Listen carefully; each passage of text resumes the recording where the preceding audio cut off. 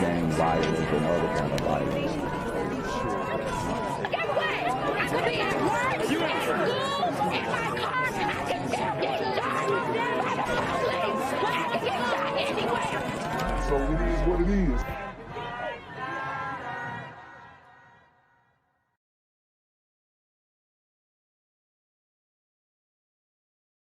Yo, what's good, BGZM News 17 family? I'm at the corner of Jesse Jackson and Marcus Garvey, and I got some bad news for you. As you can see, I lost my job. I'm out here living in cardboard boxes outside of boarded up vacant homes. YouTube said I'm done getting money out here in these streets. They even took my funky ass suit. So anything right now would help. So go ahead and hit that Cash App, hit that PayPal, hit that GoFundMe. Hell, cop the merch. Or if you want to make the long-term commitment to the Jinquavius Jackson Fund, join the Patreon so that I can continue to put out top-notch content each and every day. Also, check out the Rumble, where there is absolutely no censorship. Link in the description box below. Hey, yo, ain't that nigga Jinquavius? Yo, I recognize. No, that's not me no more. Hey, yo, run your pocket. Y'all tell me what they say. Do the opposite of Antonio Brown and take What all your more do you want from me? Where it felt like I was being teamed up on. And I didn't. And guys, I want to stop the brother Kanye here. Kanye, come get a fucking interview. You know what I'm saying? Come get an interview. Let's talk about this shit. And maybe you need me to be your handler because it seems like he don't got no real niggas in his corner. This is an article from December 19th, 2008. 2008. This is from the Los Angeles Times. Los Angeles Times. The question is, who runs Hollywood? Come on. And it's written by Joel Steen. Almost sounds like Joel Osteen, but no, his name is just Joel Steen.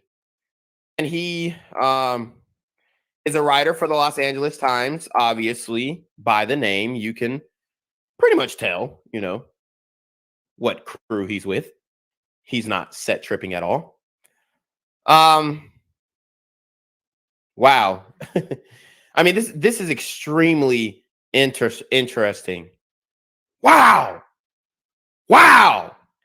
They want to make you look stupid. They want to make you look cuckoo, crazy. That's what they want. They want to laugh at you as the whole world bags on you. This is what, and I'm going to show you a picture of Joel Steen. He actually just wrote a book. And guys, I mean, if you're smart, you will be reading the literature that comes from the small hat community because they're great authors and they write so well and they've got these highly esteemed reviewed books. Okay.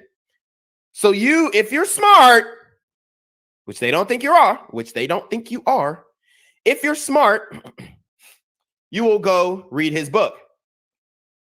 The book is called In Defense of Elitism. And this is what the good man, great man, Joel Steen looks like.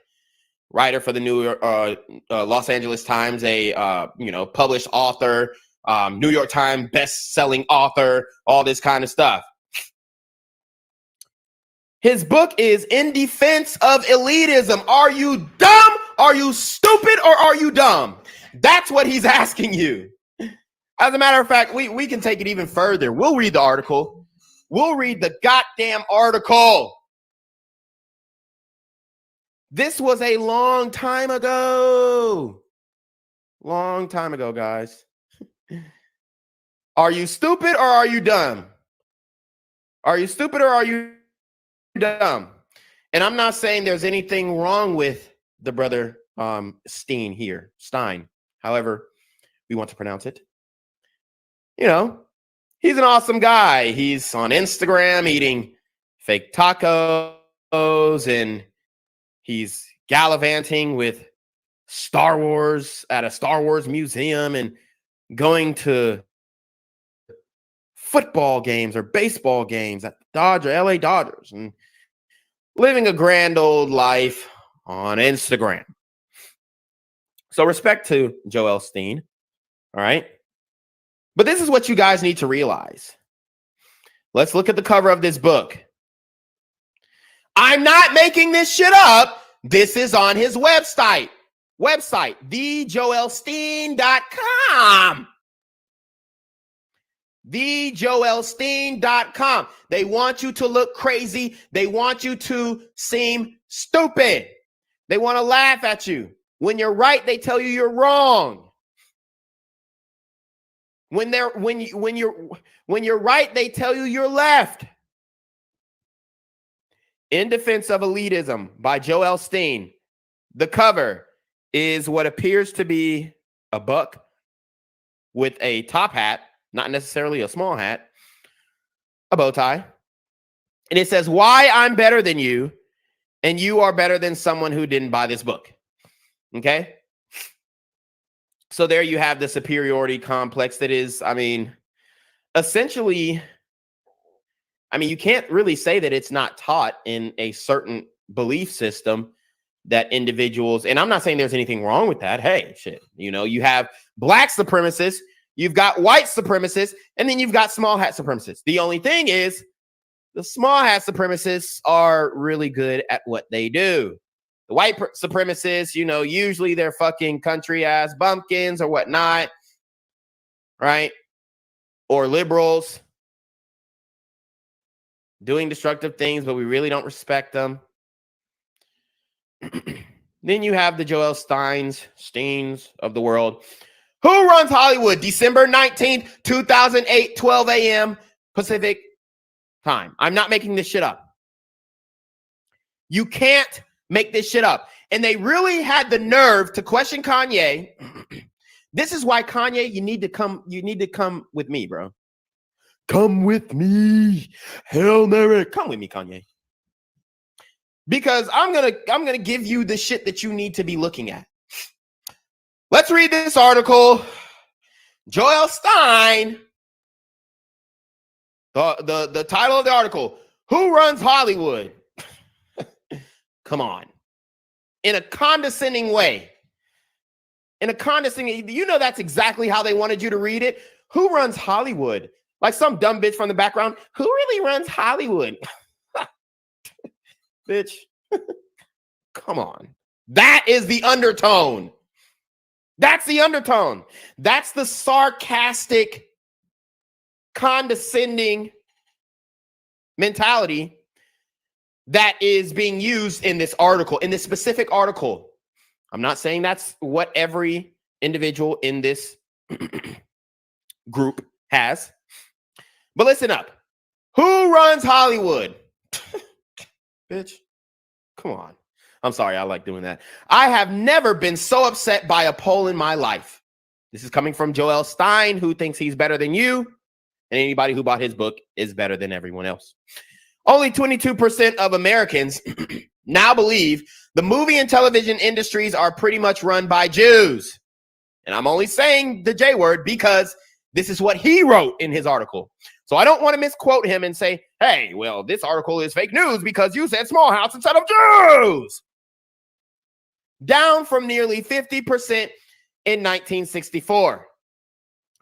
The Anti-Defamation League, the ADL, who just refused $500,000 of Kyrie Irving's money, which released the poll results last month, sees in these numbers a victory against stereotyping. And guess what the small hats think about that? Actually, it just shows how dumb America has gotten. Jews totally run Hollywood. Wow. If this isn't a fucking, I mean, and we love them, right? We love them. It's almost to the fact that They want us to praise them, to lick their boots, maybe, to kiss their feet. Have nothing but respect for them at all. You know, there's not a foul thing that I can say. I'm reading Joel Stein's words. He said, how deeply Jewish is Hollywood? Wow. I mean, they just said how deeply Jewish is Hollywood. I mean, that's a crazy question. When the studio chiefs took out, hold on, let me go back, actually. Let me go back. We got to run it back. We got to run it back. I keep telling you, consciousness over coochie, politics over punani. He said he's upset by this poll that Americans are less anti-Semitic than they were. They're less anti-Semitic today in 2008 than they were in 1964. I have never been so upset by a poll in my life. Only 22% of Americans now believe the movie and television industries are pretty much run by Jews. Down from nearly 50% in 1964, the Anti-Defamation League, which released the poll results last month, sees in these numbers a victory against stereotyping Hollywood, or stereotyping Hollywood. Yeah. Actually, it just shows how dumb America has gotten. Jews totally run Hollywood. They're calling you dumb. How deeply Jewish is Hollywood? When the studio chiefs took out a full-page ad in the Los Angeles Times a few weeks ago to demand that the Screen Actors Guild settle its contract, the open letter was signed by News Corporation President Peter Chernin, who is Jewish. Peter Chernin. Okay? And we have to put a face to these names, guys. I'm not trying to out them. I'm not trying to dox them. I'm putting a face to a name, so when they say you're anti-Semitic, I'm gonna say, well, Peter Chernin begs to differ. He says I'm not anti-Semitic enough. Uh-oh. Joel Steen said, you dumbass. You don't know that Jews run Hollywood? I mean, they're slapping it in your face. Smacking you in the face. So this is Peter Chernin. Shout out to him. Shout out to him. If you got a job for me, bruh, I promise I ain't gonna crash out like Kanye. You dig? Paramount Pictures chairman Brad Gray. Okay. So we have the president of News Corp, the chairman of Paramount Pictures, whose app sucks. Their movie app absolutely sucks. It's not worth the fucking $9.99 that they charge you a month. Ask me how I know, because I'm actually watching a really famous series on that app. So here we have Brad Gray, Juice Crew. Putting faces to names is what I'm about. We're not singling out a whole ethnic group or religion or anything like that. We are calling out individuals. And this is from a small hat, aka Jewish writer for the Los Angeles Times, and he's telling you dumbasses in your face like he called you. I didn't call you a dumbass. I think you guys are very intelligent and very smart. As a matter of fact, I would say you're sapiosexuals, right? What these bitches be putting in their bio, I'm a sapiosexual. So I would say that you guys are really smart. He's calling you guys the dumbasses, not me. FM Zio with the 199 Super Trap says, Juice Crew is on one. They have too much power. Oh, say less. Yeah, you know, and this is not coming from me. This is coming from Joel Stein. I'm not saying that they have too much power. Joel Stein is saying that they have all of the power. It's not just too much, it's just all of it. And it is what it is, okay? We have to live with that respectfully.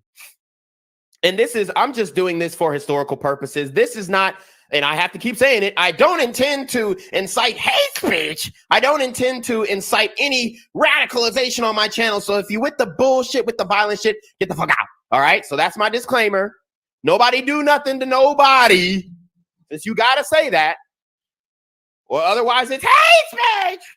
All right, shout out to Battle Elf with the $5 super trap. He says, smacking you in the face with their egg-shaped penis. Damn!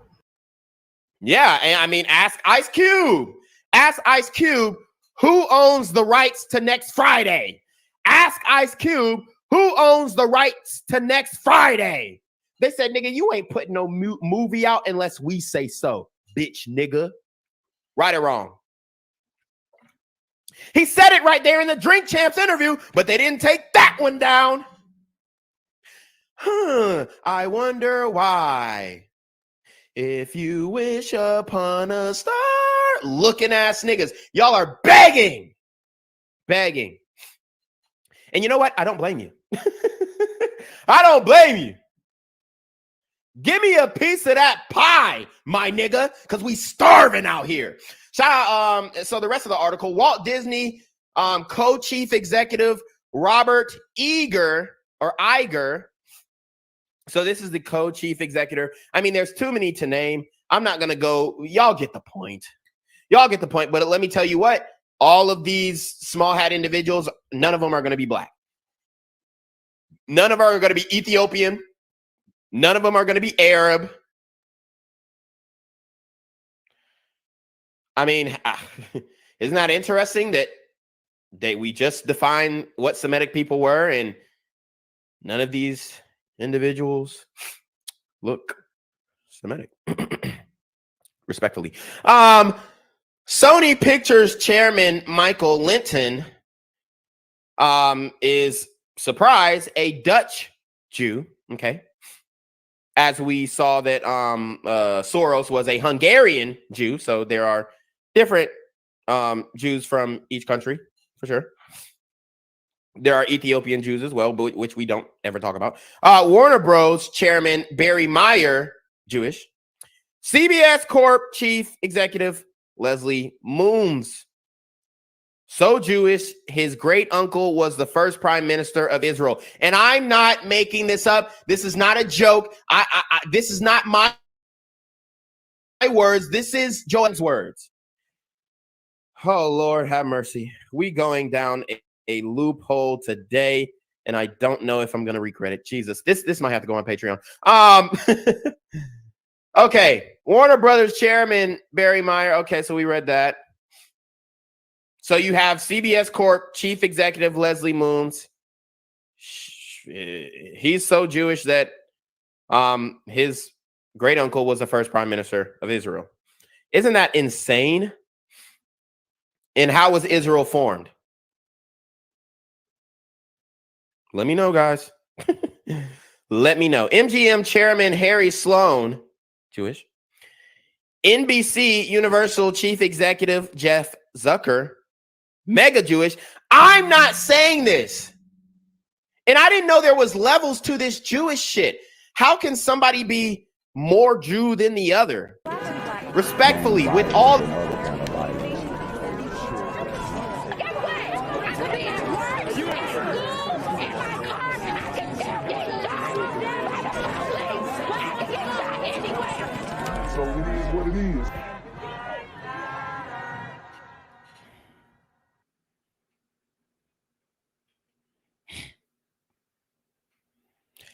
What's good, cyberspace? It's a Black Gen Z mindset. Make sure you go ahead and like, comment, share, subscribe, and let's get into the video. So, guys, we have to review this Kanye Timcast thing. Oh man, it's crazy. But before I get into it, I kind of want to give you guys an update on my situation with Black Gen Z. I actually thought I was banned for 1 week. I'm actually banned for 2 weeks, and I'm at risk of losing my channel with another copyright strike. So I've been going back and forth with, not a copyright strike, but a community guideline strike.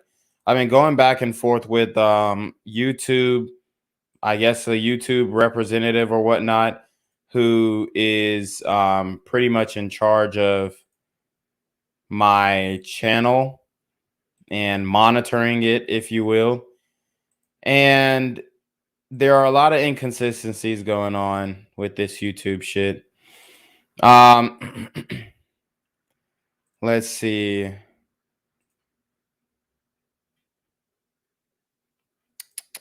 Let's see. So basically, here we'll get into this.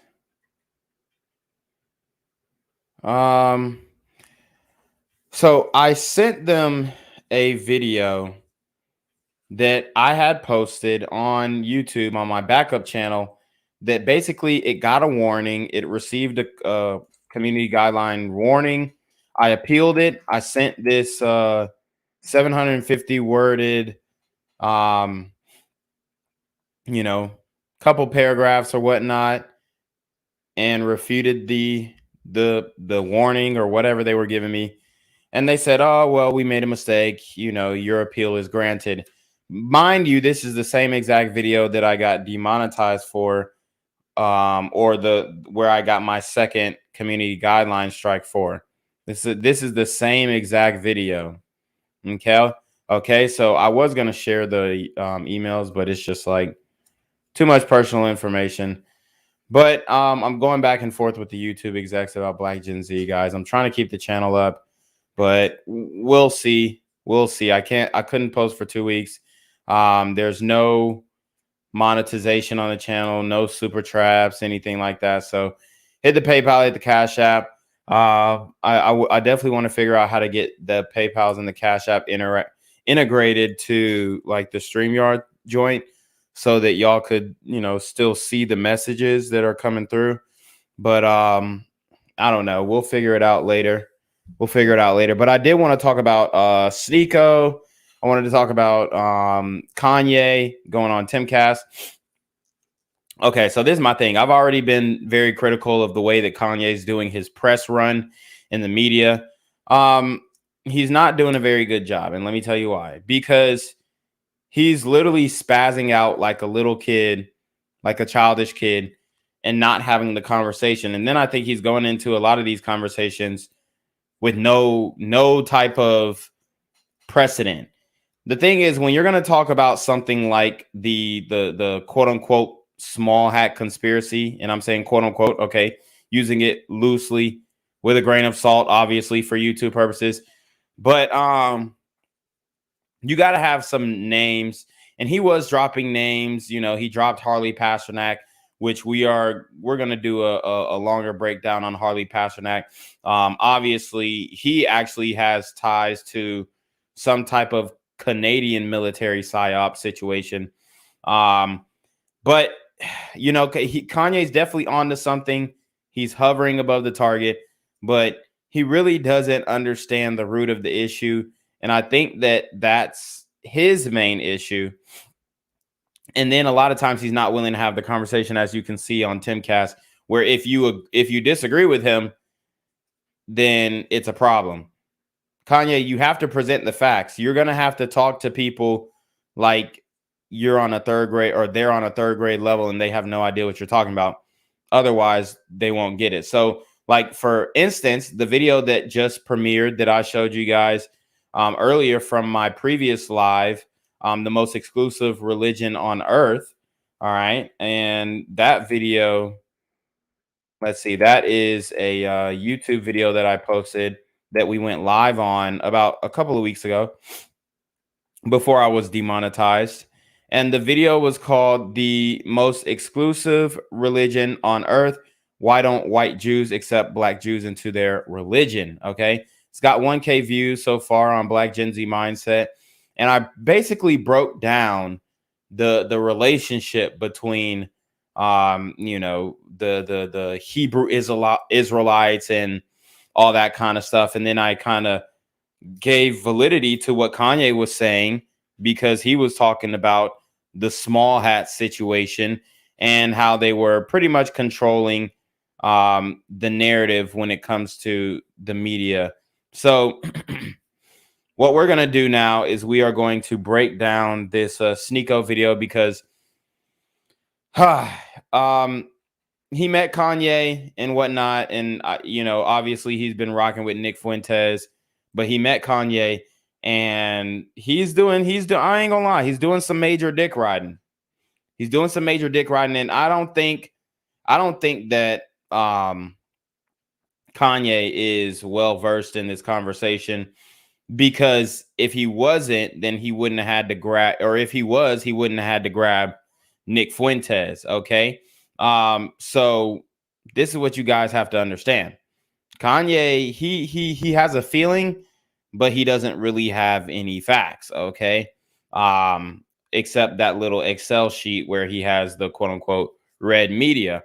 And I don't think and then he also needs to do more prefacing, like say, I don't think there's anything necessarily wrong with this particular group, you know, controlling the media. But I think that we need to have more diversity and representation, because that's what they're putting in the media. I mean, he could frame it in a way that is more palatable, but I don't think he's doing so. And then I think Sneako is hitching his wagon to Kanye because he's his favorite artist, without really looking into Kanye. Okay, Kanye, the same Kanye who's doing the Sunday service, who's inviting you know, guys like Marilyn Manson and Justin Bieber to Sunday service.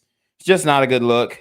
Okay, to bring a Satanist to Sunday service makes you think that the Sunday service thing has ulterior motives. But anyways, let us get into the Sneako video, where he's doing a little too much dick riding for my liking. And I've always felt like Sneako was, you know, he's young, and you know, I've kind of felt like that he's a follower, and I don't think that he should really hitch his wagon to Kanye, because Kanye is your friend today and he's not your friend the next day. So anyways, let's watch. You're wrong.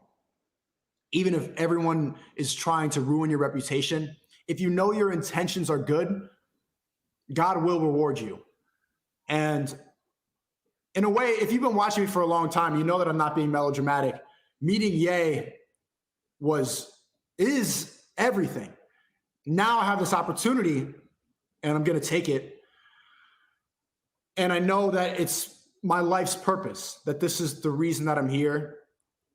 And it's everything that I care about, is to fight and dismantle the New World Order and to wake people up, to spread the truth. And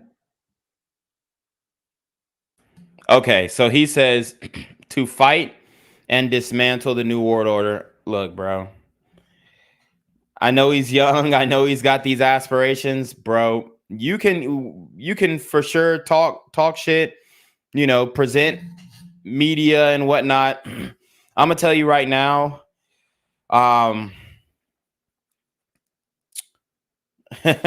this is an unwinnable battle. Now, obviously, you can, you know, be a truther and exposés and all that kind of stuff, whatever you plan on doing, waking people up, as he says. But at the end of the day, they're gonna cut your mic off, and that's what they're doing to Kanye. That's what they're doing to me. That's what they're doing to pretty much everybody who's speaking the truth. So, you know, I'm not really mad that he's. I mean, I'm not mad at him at all. I just don't agree that he should be hitching his wagon to Kanye and be looking up to Kanye as if he's, you know, some type of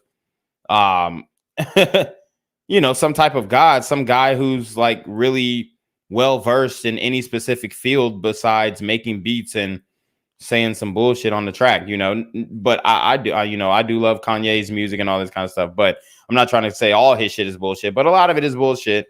And I think Sneako's getting into he's getting to a point where he's looking very much like a follower.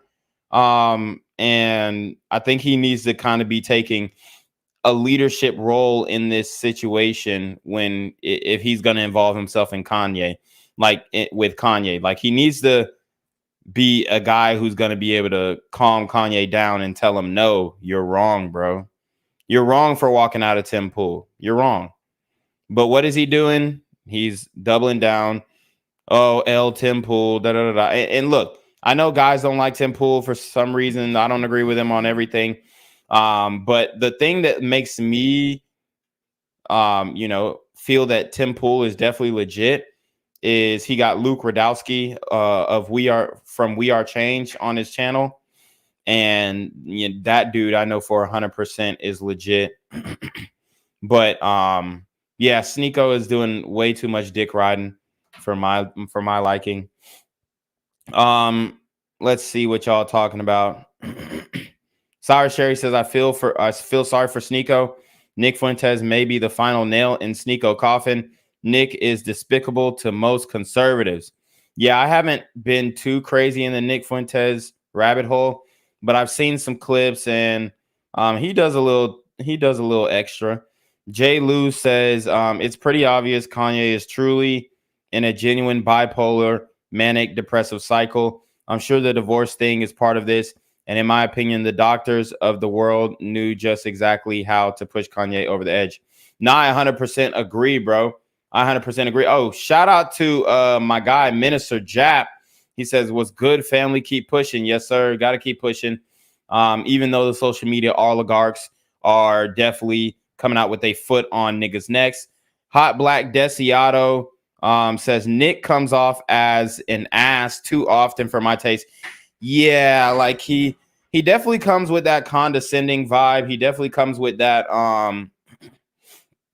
like I know more than you, I'm smarter than you vibe. But also when he did the interview with No Jumper, he really presented like a likable version.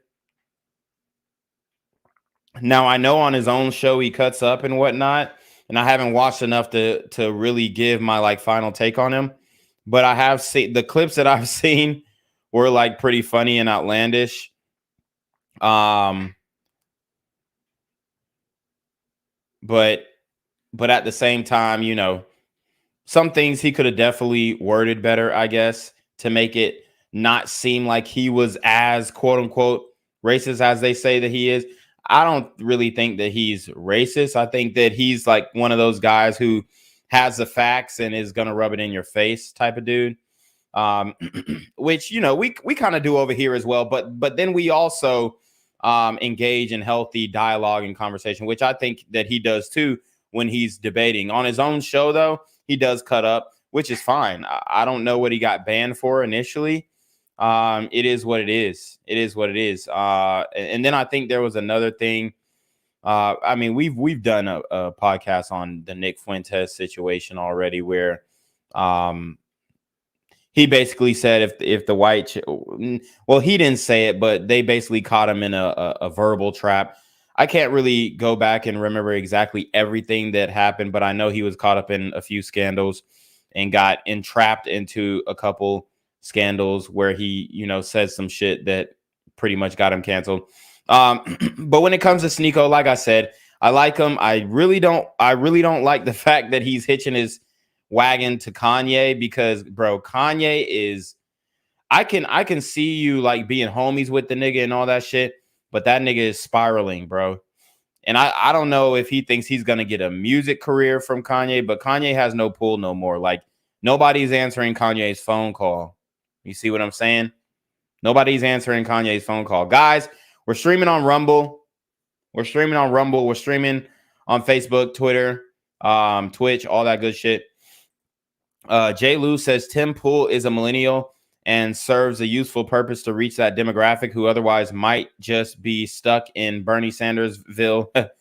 No comment on where Bernie attends religious services. SMH, right? B-Slice over 50 says, is a guy named Nick Fuentes supposed to be white? I don't know any white people named Fuentes. Yeah, I think he is actually like, I think he might be like white Latina or some shit like that. But anyways. Ultimately to fight for the good of humanity. Genuinely. Like, it sounds corny, but if we have more of these liberals, if we have more of these brainwashed, controlled politicians winning elections and controlling what we think, America's done. If you really pay attention, if you seek truth, I didn't even know this before I started seeking truth through funny and paying attention. But if we have more Bidens, and we have more vaccinated, like more of the people spreading the lies, like purporting the woke nonsense, pushing feminism, trying to destroy the family from the inside out, telling you it's okay to be weak and fat, pushing pills down your throat, telling you need to that there's something wrong with your brain. If we keep pushing these ideas, America's done. And a lot of people have realized this and got the fuck out. A lot of these people, they have multiple passports, passport gang, going on Fresh and Fit later tonight. A lot of passport gang. And like, for example, Andrew.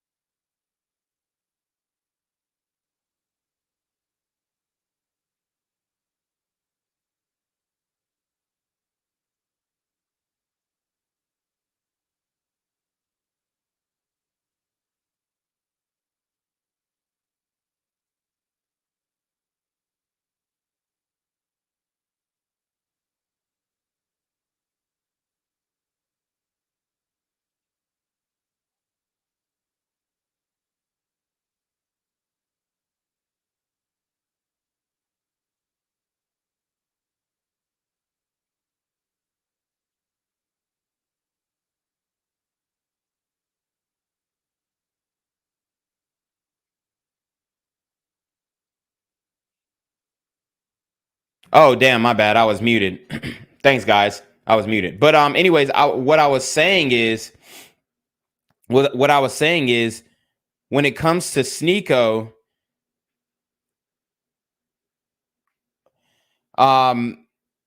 people watch his content and then other Red Vitamin guys' content because they're trying to figure out how to get a bitch in general. Like, they've never had one. And even Sneako admitted that, yo, you know, a lot of my followers may not be getting much sunlight. So the reality is the guys who kind of follow him really aren't outside, and they're really not, like, you know, experiencing every aspect of life. So it's like, you know, people are gravitating toward him, which is fine. But I definitely think that he should deal with Kanye with a long-handed spoon. And I'm sure he has an idea of what he's doing. But at the same time, bro, like, Kanye, he really is spiraling down. He really is spiraling down. You do have the guys who are going passport bro and going overseas. And we've seen some of the issues that occur with the passport bros, like the brother who passed away. The kindergartner teacher from Louisiana passed away with the carbon monoxide situation. Then we had the sisters who went all together. Well, the group of kids, Shanquella Robinson, whatever. You know, she got beat down. She got the beats. But, you know, we've got the passport thing going on. And then you've got success stories from the passport bros as well. So we've got all these different movements going down. But and that's not going to be everybody, of course. Okay, because most people aren't going to be able to. They're not going to be willing to take that leap of faith. And they don't have like a YouTube channel to pay them out monthly and keep them on their feet. It's not happening for a lot of people. Tristan Tate, they got the fuck out. They're from Chicago. Got the fuck. They live in Dubai. Completely against Western ideology. There's no more culture. There's no more. And I ain't gonna lie. I mean, Dubai, they a little too extra. They a little too extra. Like, they threw DJ Esco in prison for 56 nights for a drug possession. That shit was OD. That shit was OD. Essence of what it meant to be an American. And this is coming from somebody who had rejected all of that. I was an atheist for the longest time. I didn't believe in anything. I had no purpose. The reason that I found God and the reason I found my purpose was just realizing all the evils of the world. And now it's in front of your face. Balenciaga, I've said on many podcasts that the global elites are eating children on an island. They're doing satanic rituals and crazy conspiracy theories. And then they show you, they put it in front of your face. Yeah, so the Balenciaga shit, I mean, we're not going to get too deeply in the Balenciaga shit, but that shit, I mean, that shit was wild, okay? Matter of fact, let me see. We can break it down. He kind of jumps from point to point. Hot Black Desiato says passport gremlins on Demon Time. J. Lou says, so we see how the media works. Fuentes is white when the narrative fits their purposes. despite Fuentes stating on multiple occasions he on Brito. Sort of how the media did George Zimmerman. Yeah, that's true. Beast Life over 50 said, I'm really confused about who is white these days. If a dude named Fuentes is white, they can't this Sneako dude be white either or as well. He is obviously of mixed race. Yes, he is of mixed race. So yeah, Balenciaga gets to stay and their bank accounts get to stay and all this other goofy shit. But they're out here doing some weird shit.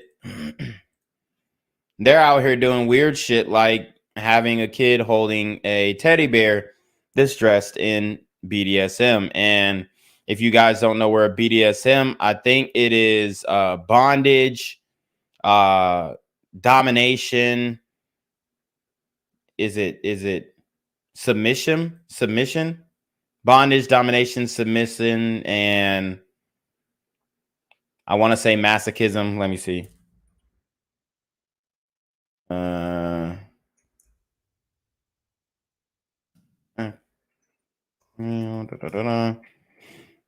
Okay, so what does it stand for? Bondage, discipline. Okay, domination, submission, and sadism. Hold up. They didn't have that shit in the right order, I guess. So what is it? BDDSS? What the fuck?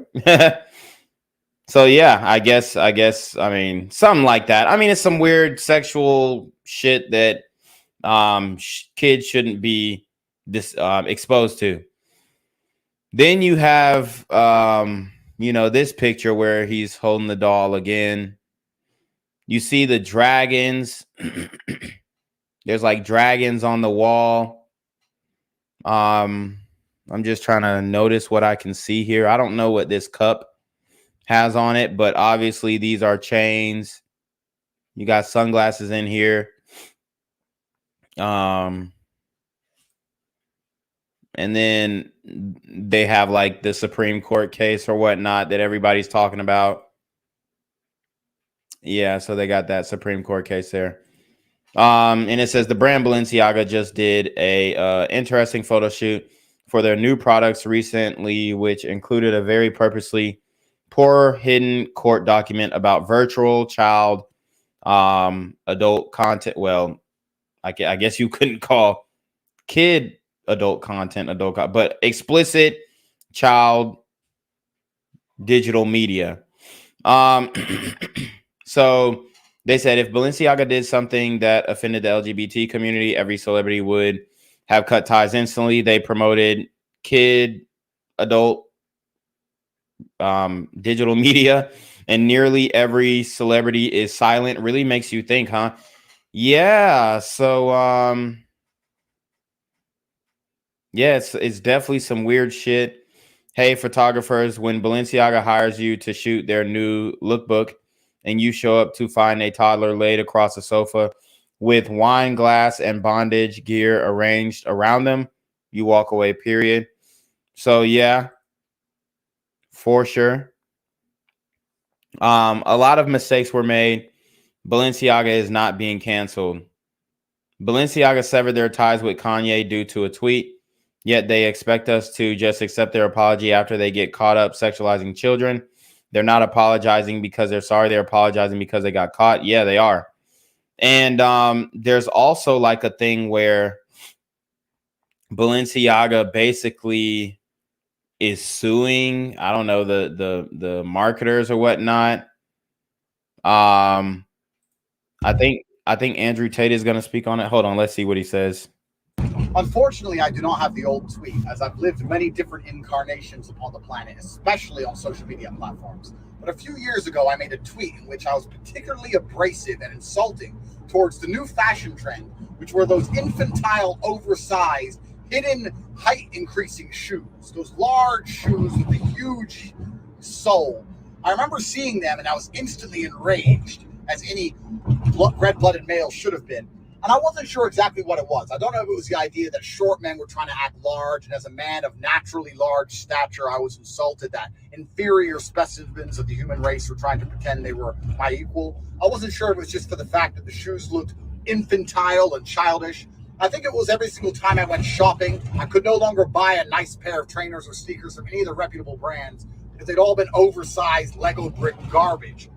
But now I realize that actually the reason I was so overtly offended is because I am all-seeing, all-knowing Tate. I am an oracle. I am basically a psychic. In fact, I'm basically the most smartest, knowledgeable person on the planet. I've never predicted anything wrong in history. Every single call I've ever made has turned out to be completely accurate and factually correct. And the reason I was so instantly enraged when I saw these stupid fucking shoes on people's feet is because I did not know at the time, but deep in my soul, as an Aikido master, I knew that later on, this glaring fact would be presented to me. Who invented that trend? Which was the first brand that came out with those stupid oversized shoes? Balenciaga. The pedophiles.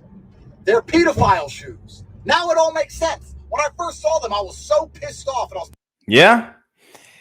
I mean, you're not wrong. He's not wrong. I mean, he's saying a lot of shit. People saying how tall is Tate? He's 6'2". He's 6'2".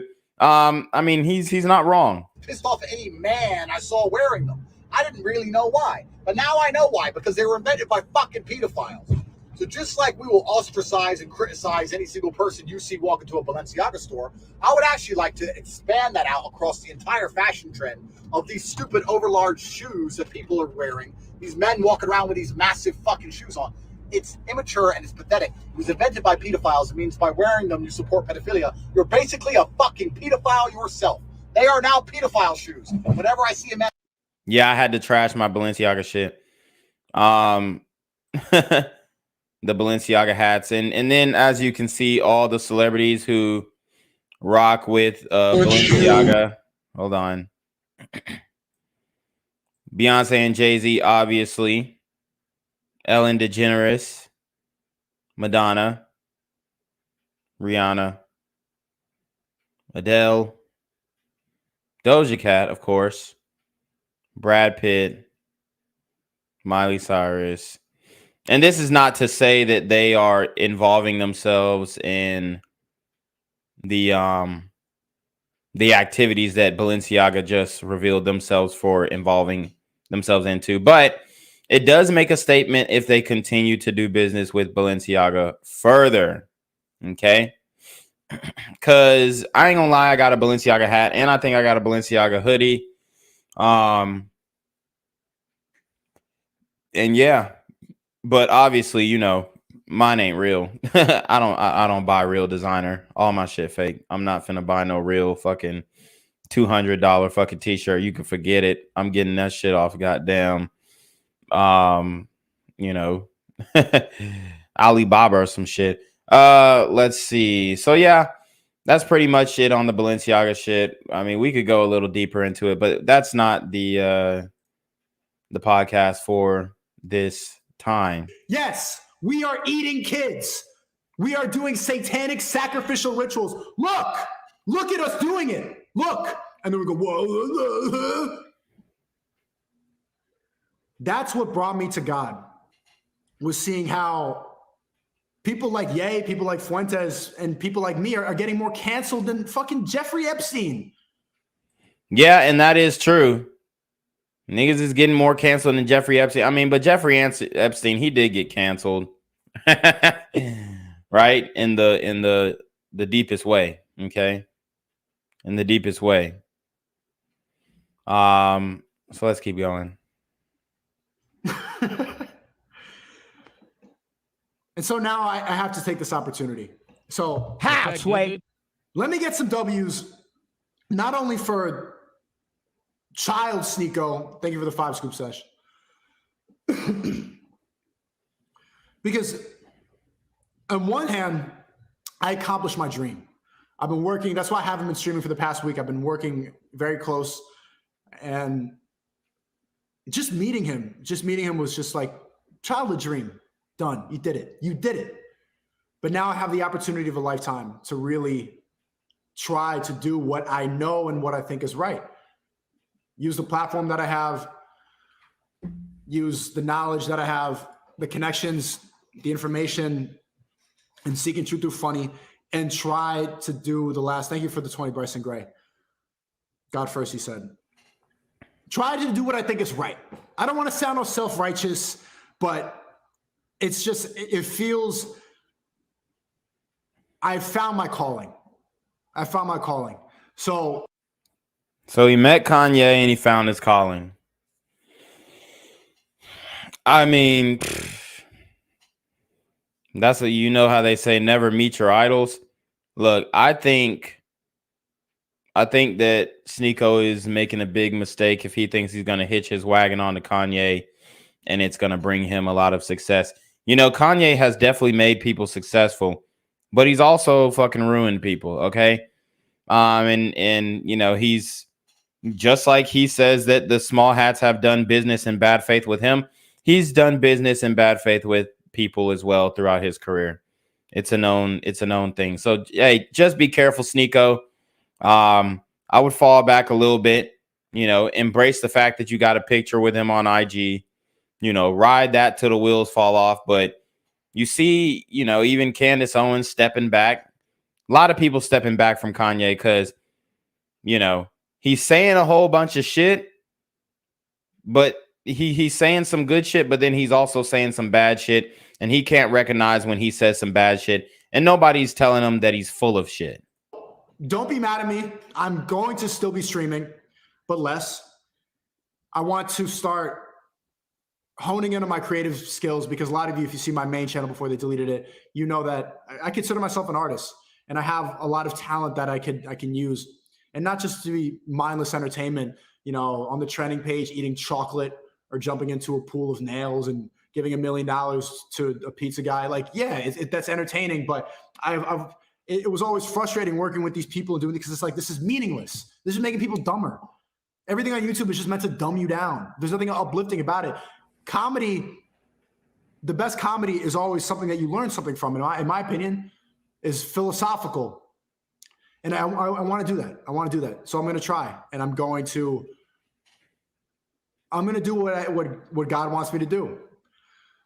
So let me get some W's, not only for for accomplishing a dream, man. I got runaway tatted on me. I didn't even tell Ye. I didn't even have an opportunity to tell him. I didn't want to. He got runaway tatted on him. Look, man. Hey, bro, please. I like Kanye, and I'm not. Y'all know I like Kanye. Okay, y'all know I like Kanye. I've been rocking since College Dropout. But at the same time, bro, I know that Kanye is not somebody that you want to necessarily look up to. Kanye has definitely fried his brain with drugs, whether it be drugs given to him from his handler trainer, Harley Pasternak, or it be drugs that he willingly took from his own free will and volition. You know, there's some people who can do drugs and then come out of all of it and be able to form intelligible sentences. But then there are others who come out and struggle to piece together the remaining fragments that they have left of their brain cells. And I think that is kind of what Kanye's doing. You know, especially with the way that he speaks, it's like a lot of thoughts coming in at one time. He says when he has one thought, he has 7 and all this other extra shit. You know, that's not good for directly communicating. And that can also bring in confusion. So, hey, just be careful, bruh. It was too uncomfortable. And we're very focused and we were working hard. But there's a video on my Twitter of me singing My Beautiful Dark Twisted Fantasy when I was, I think, 11 years old, 12 years old when it first dropped. And that was on Thanksgiving Day. And then I ended up, like 12 years later, on the anniversary of that album, I'm there right next to him, working close with him and working on videos for his Twitter, stuff like that. And not that I can't speak about everything, obviously. But I feel like this is really the last opportunity that America has. I genuinely believe that. Bro, I mean, when it comes to the next election, for sure. I mean, this one's going to be the nail in the coffin. but you're gonna have to pick a side. It's either gonna have to be Trump or Ye. We had the secret meeting with Trump and Kanye and Nick Fuentes, and basically Trump pretty much said, you know, I love Ye, but he has issues. Guys, do not look, man. We already got Herschel, and we trying to find ways to justify to get his ass in there. Do not put Kanye on that ballot. Please do not, okay? Because if you really want somebody who don't know what the fuck they doing, it's going to be Kanye. I mean, respectfully, I love Ye, but at the same time, for president, nah, bro. You know, doing all the wild shit, talking, maybe get your own YouTube channel, Kanye, start talking your shit, or come on Rumble, start talking your shit, start your own podcast, do something that's organized that you can, you know, create a schedule with like Mike Tyson did, because we know his brain is fucked too. But, I mean, not president, bro. Not president. I don't see a bright future for America if we keep getting rid of family values. If we keep demonizing people by labeling them misogynistic, toxic, racist, all this stuff, where we keep on shutting people out and pushing disgusting woke agenda, twerking, like drag queens twerking in your kid's face and calling in the name of progressive, it's disgusting. And I genuinely, it's gone too far. We all know, anybody on Rumble knows this. Like, it was more fun on YouTube where not everybody agreed, so I could yell at you, go, wake up, wake up! Everyone here, you agree, you know. So, and yeah, I agree. You know, but it's getting way too far with the woke culture, with the leftist culture, for sure, 100%. Sneako's right about everything that he's saying in here, but like I said, my issue, bro, Kanye, if anybody, is not the one to get behind it. Like, do we even know Kanye is a real Christian? Like I said, he produced the track Lucifer. He referred to Jesus as the son of the morning in his Sunday service album or whatever that shit was called. And he knows who the son of the morning is. He invited Marilyn Manson to Sunday service. Okay. All these guys who are Masonic puppets. He invited Justin Bieber, another Masonic puppet. You can't be on both sides.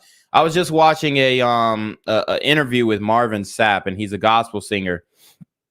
And his mother told him when he was very young, she said, you can't sing gospel and sing secular music. You got to choose one. So he chose the gospel.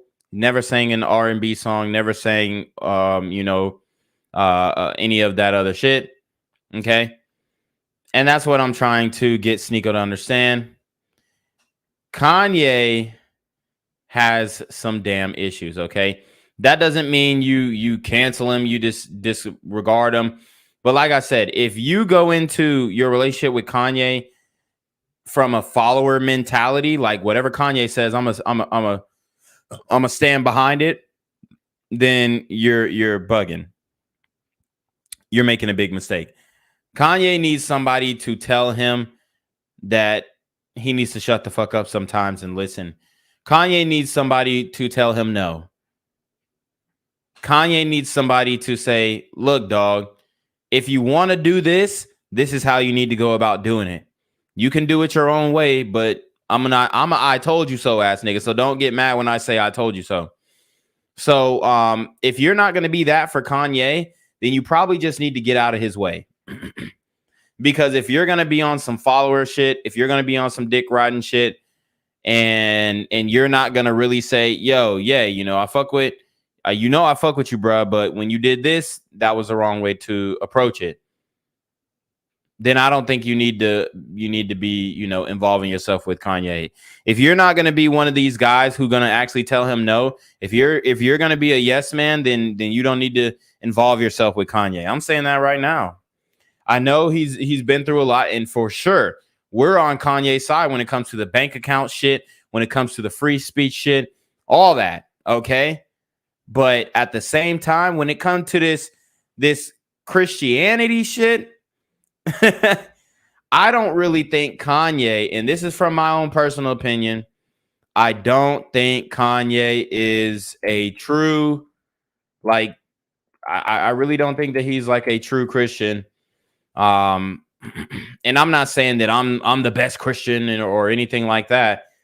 But the things that he's done when it comes to the music shit, the imagery that he's portrayed, the photo shoots that he's done, you know, the Sunday service shit, a lot of the Donda shit, it's concerning.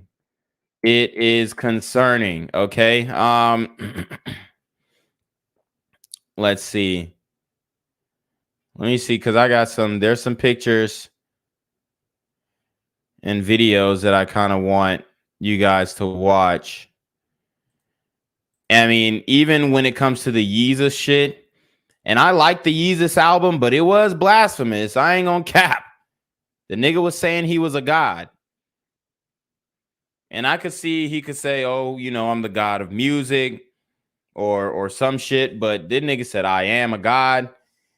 I don't know. There was a lot of blasphemy in the Yeezus album, you know, which makes me kind of, and then, you know, too much likening himself to Christ. I think Kendrick Lamar just got in trouble with that at the BET Awards. So did DaBaby.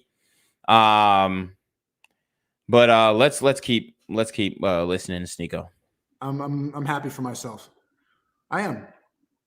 And you're gonna see Milo, Nick, and Ye on Tim Pool later tonight, and you'll be seeing me making bigger appearances, and now I'm making waves into worlds that I never knew that I'd be able to step into. So it's not just TikTok clout. You know, I know I have 5 billion views on TikTok. That's the biggest fucking credit I have to my name. But people like Mike Dean blocked me on Twitter and Instagram, and Lex Friedman blocked me on Twitter. I just got back. Why am I blocked? And now these are the people that I've admired when I was a kid. Like now they're like getting mad at me and we're going back and forth. And now it's another level. It's not just mindless YouTube entertainment. This is the next level. And I really want to push myself, and I want to make sure. All right. So yeah, I mean, Sneako has definitely drank in the Kanye Kool-Aid. And I 100% understand being in his position, wanting to make connections with Kanye. I mean, of course, anybody who's listened to Kanye's music would want to have a healthy relationship with Kanye if you ever got to meet him in person. But at the same time, like I said, if you're not going to be that guy to tell him, no, Kanye, you're fucking wrong, you're out of your mind, there's some bullshit that you did here, you got to stop acting like a petulant child. If you're going to be a yes man, if you're going to be a dick rider, bro, then you don't need to be involved in Kanye's life. He's got too much of that. So today's episode will be talking. Yeah, we're gonna watch this Kanye video, this quote unquote expose about the whole Donda album and the situation therein. I mean, there's a lot of weird shit going on that makes you really question the motives between the Sunday service Kanye shit. Talking about Kanye West's recent album release event for Donda. I have analyzed all 3 of the events to the best of my ability with the available footage I can find, and I believe I have an understanding of what's going on. Many of you have requested I take a look into this, so let's get right into it. First off, I would like to note that I already made a video on Kanye. I mean, so as you can see, even I think this was like a alternate album cover of one of his albums. A lot of horned beings, okay, in here. Man mixed with beast themes. A lot of issues going on with this picture. I mean, it's very artistic. It looks cool. It looks dope. But as is above, so is below. You have people, sitting upside down. People right side up. There's a lot of satanic imagery in this picture alone. First off, I would like to note that I already made a video on Kanye. It's a bit outdated because the mic I had at the time was no good, and I was still new to making YouTube videos.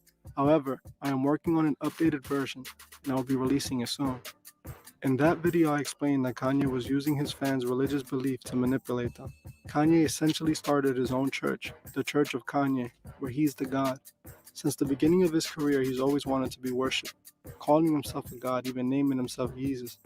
This is why Kanye began rapping to begin with. He wanted to be worshipped like the artists he produced beats for. He envied their attention. Many people believe that Kanye might have sacrificed his mother in order to get initiated. Allegedly, that's what I got in trouble for. That's where I got the copyright strike from. So allegedly. And be reborn through Lucifer. And his Donda event only makes his accusations much more believable. The odd circumstances in which Kanye's mother's past stood out to many, including myself. Yes, I know she had gone in for surgery, but there was no reports of malpractice with her procedure. What comes to no surprise is that she would pass just 2 months after Kanye's graduation would sell 957,000 copies first week. And 957,000 records is a lot of fucking records, especially in this day and age where you got streaming and all that kind of stuff. Outdoing both of Kanye's previous 2 albums. Even the name of the album is telling, as it implied that he finally graduated from something. In a 2015 interview, Kanye was asked about his mom, which he stated that he blamed himself for his mother's death. When asked about his sacrifice, he stated that his mother would be alive if he would have never moved to LA, telling the interviewer that he'd rather not get into it. After analyzing the available footage I can find on the Donda event, it's clear to me that this was in no way honoring Donda's life, but instead honoring her sacrifice and Kanye's transcendence into a false god. The first event held in Atlanta shows Kanye dressed in red. Freemasons wear red to symbolize his sacrifice. He stands around in the middle of a ritual circle. I mean, it's weird for sure. Like, come on. Like I said, man, we talking about when you see, once you start bringing in the religion and all that kind of stuff, then it starts getting a little cult-like. And, you know, I'm a believer of God and whatnot, but at the same time, the way Kanye's doing it is a little much. He's not a pastor. I told you guys, I personally don't believe he reads his Bible like that. I'm gonna keep it a buck. And you know, it's just problematic. Which is created to hold spiritual energy in, not allowing it to escape. The smoke and the chanting all represent ritual practice, which anybody with a set of eyes can see. Kanye would want us to believe that this is all rooted in Christianity. The thing is, I have never seen any church service that looked the way this event looked. It resembled the Black Mass, which is held by Satanists. The high priest would usually sit in the middle and conduct a demonic ritual while surrounded by other members, forming a circle almost exactly what we see with Kanye. In his second listening event, you can see him dressed in black, head to toe, and wearing Donda across his shirt. Again, yeah, I ain't seen this. All these damn Sunday services, I ain't seen this nigga in church clothes once. I ain't seen this nigga in church clothes once. And I know you got these new age churches where they go in fucking khaki shorts and a fucking t-shirt. But look, man, there's a reason why there's a phrase called Sunday, put on your Sunday best. Because, you know, like I said, a lot of issues. Again, we see people forming a ritual circle around Kanye. At the end of the ritual, he starts to levitate, as if he's becoming possessed. It's important to know what black represents in Freemasonry, which is death. This is what Kanye is representing, the death of his mother, which was his sacrifice.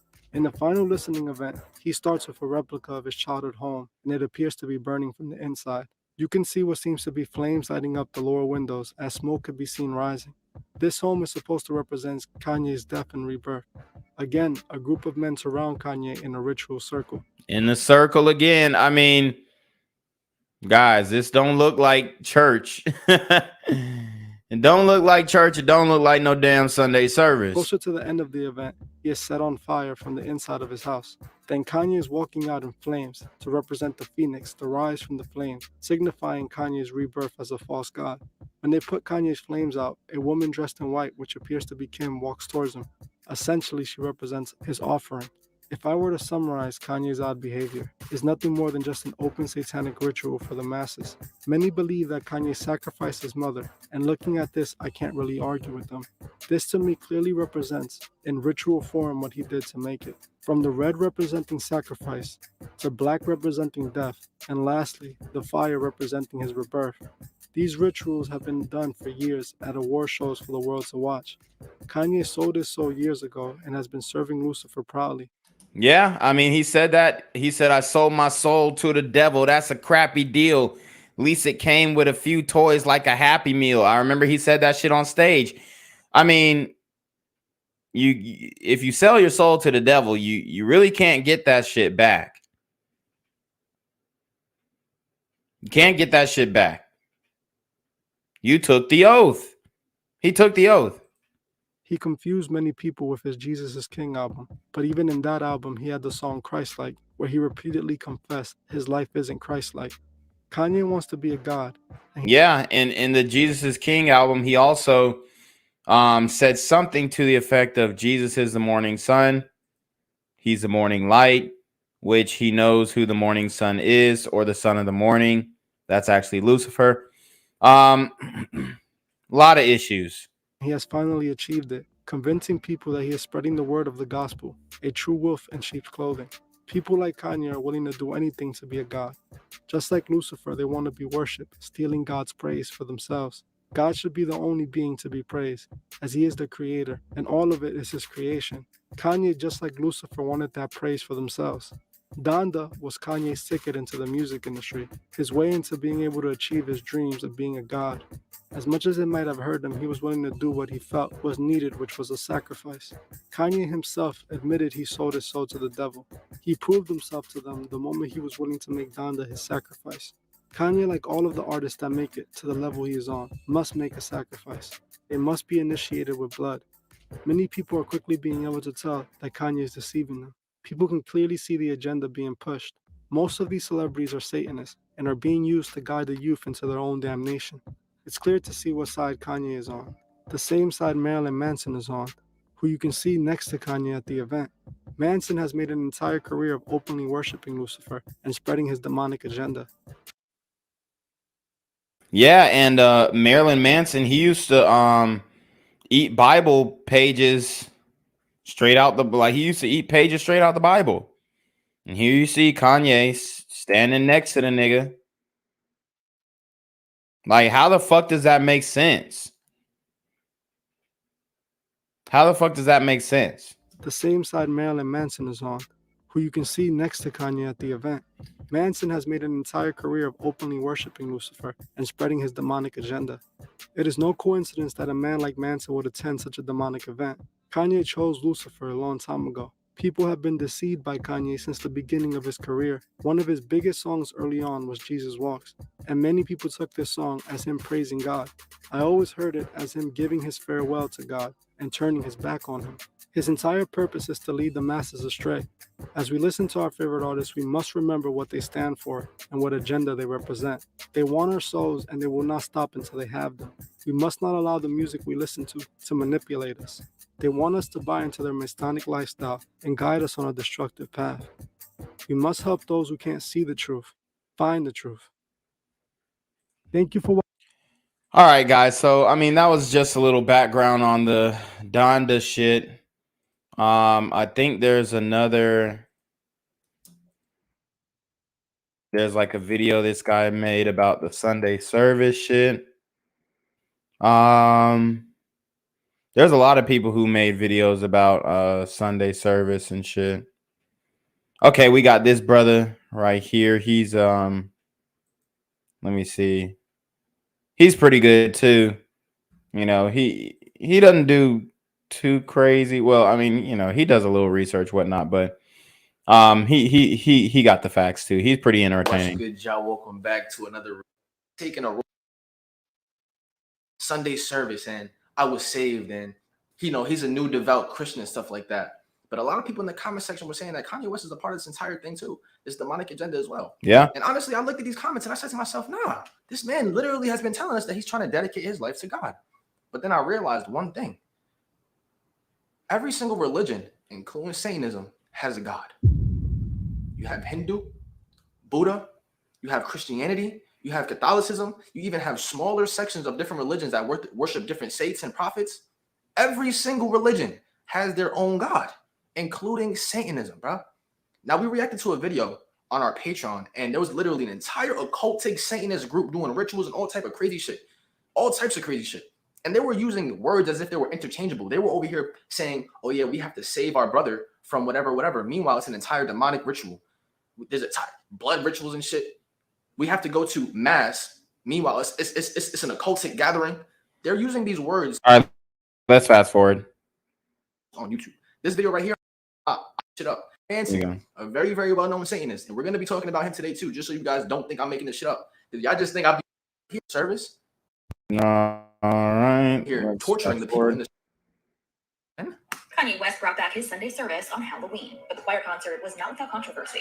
Kanye, who legally changed his name. Hold on, and then we see it looks like he did the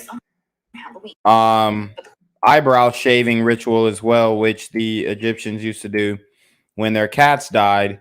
They would shave their eyebrows. This imagery is also used in quote unquote Masonic rituals and whatnot. I mean, my point is, Sneako thinks that Kanye is just like this guy who's for God. And I'm telling you, like, bro has been a part of the whole thing. He's been a part of the Masonic agenda the whole time. I mean, he literally was signed to Rockefeller. So, and he been throwing up the rock. He been throwing up the damn rock since day one, like the one-eye symbolism since day one. Choir concert was not without controversy. Kanye, who legally changed his name to just Ye, hosted a popular service on a rooftop and had a number of guests in tow. They keep calling that nigga Ye. It's Ye, bro. It's Ye. All dressed in white. Roddy Ricch and Justin Bieber joined the Flashing Lights rapper at the helm.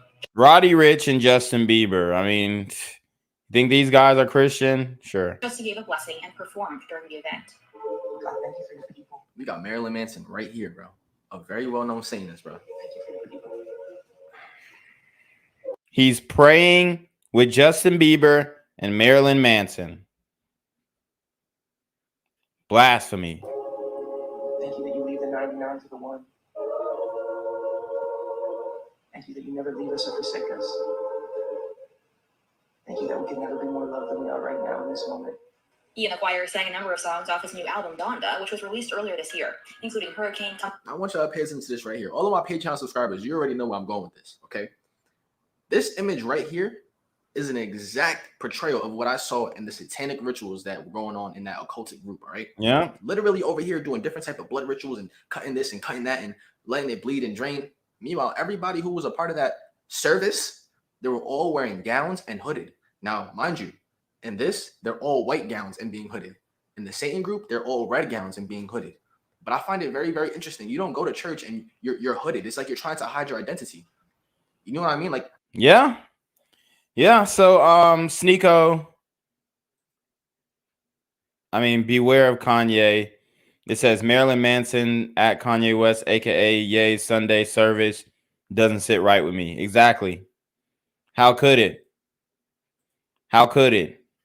It literally makes no sense. But, you know, like I said, Sneako is kind of a follower. Not even kinda. He's definitely a follower. And I don't mean to offend him, but I mean, bro.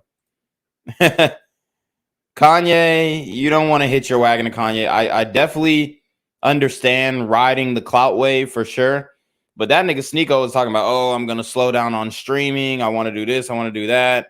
Kanye's not finna help you fulfill your dreams. He might give you a photo shoot and whatnot, but the nigga is not finna, especially if you come in with that fan energy. Somebody needs to tell Kanye that, hey, bro, this is how you move, whatnot. Give him some real guidance, some real counsel. And like I said, if you're just gonna be in there dick riding and thinking every move that he makes is law, then you out your fucking mind. Okay. So, anyways, let's break down this Timcast walkout, and then we will conclude the stream. So let's go. I hope you had a good Thanksgiving. You were with your families or loved ones, or at least relaxed and enjoyed yourself. Over the past week, there was a particularly big news story that's resulted in a continued news cycle, which is now going on for over a week, which is in many ways unheard of. But right now, because Donald Trump went to dinner with Ye and Nick Fuentes, among others, he is now being denounced by Mike Pence, several Republican senators, and for whatever reason, this story, for many reasons I suppose people have made, this story has persisted till today. And we are able... And that's some bullshit. You see the Republican Party turning on Trump, even though they've already been turned. I mean, how does your vice president denounce you? That's fucking crazy. Able to actually sit down with several of the individuals involved in that story, notably Ye, Nick Fuentes, and Malinopolis, of course, who made the dinner happen. It's my understanding, or at least got the. I had the dinner invite before I met Milo. Okay, my bad. There you go. So, and I will say something about Tim Pool, bro. You got all that money. Probably need to throw some Invisalign on your bottom teeth, respectfully. We're gonna jump right into. I this just news story. overcomplicated it. Absolutely. So we're gonna start with that. There's a lot we want to talk about, and you know what, man, this is a very big story. A lot of people have questions about, you know, what were Trump's intentions, why were certain people invited, and Trump, of course, has issued statements. So a lot of people want to know where he stands, and more importantly, what happened there and why. And there's also the questions about what Yay 24 means, and I'll keep that a little bit vague so that they can answer to that and speak more to that. And then, of course, we're going to get into a lot of different issues. However, head over to timcast.com and become a member. We're going to have a members-only uncensored show, which will probably get a bit more in-depth on a lot of other issues. That I'll just leave it at that. Timcast.com, become a member, support our work, and we'll talk about more there. Smash the like button, subscribe to this channel, share the show with your friends. Joining us, as I mentioned, is we have Ye himself. Would you like to introduce yourself, good sir? You did it. There you go. I think everybody knows who you are. And which of you gentlemen would like to introduce yourself? Nicholas, please. Hi, yeah, I'm Nick Fuentes. First time here on the Timcast. Thank you for having me. Yeah, absolutely. What do you do? Oh, I'm a live streamer. I do a show called America First on cozy.tv. All right. And of course, Milo, you were here a couple weeks ago. Yes, I'm your best ever guest.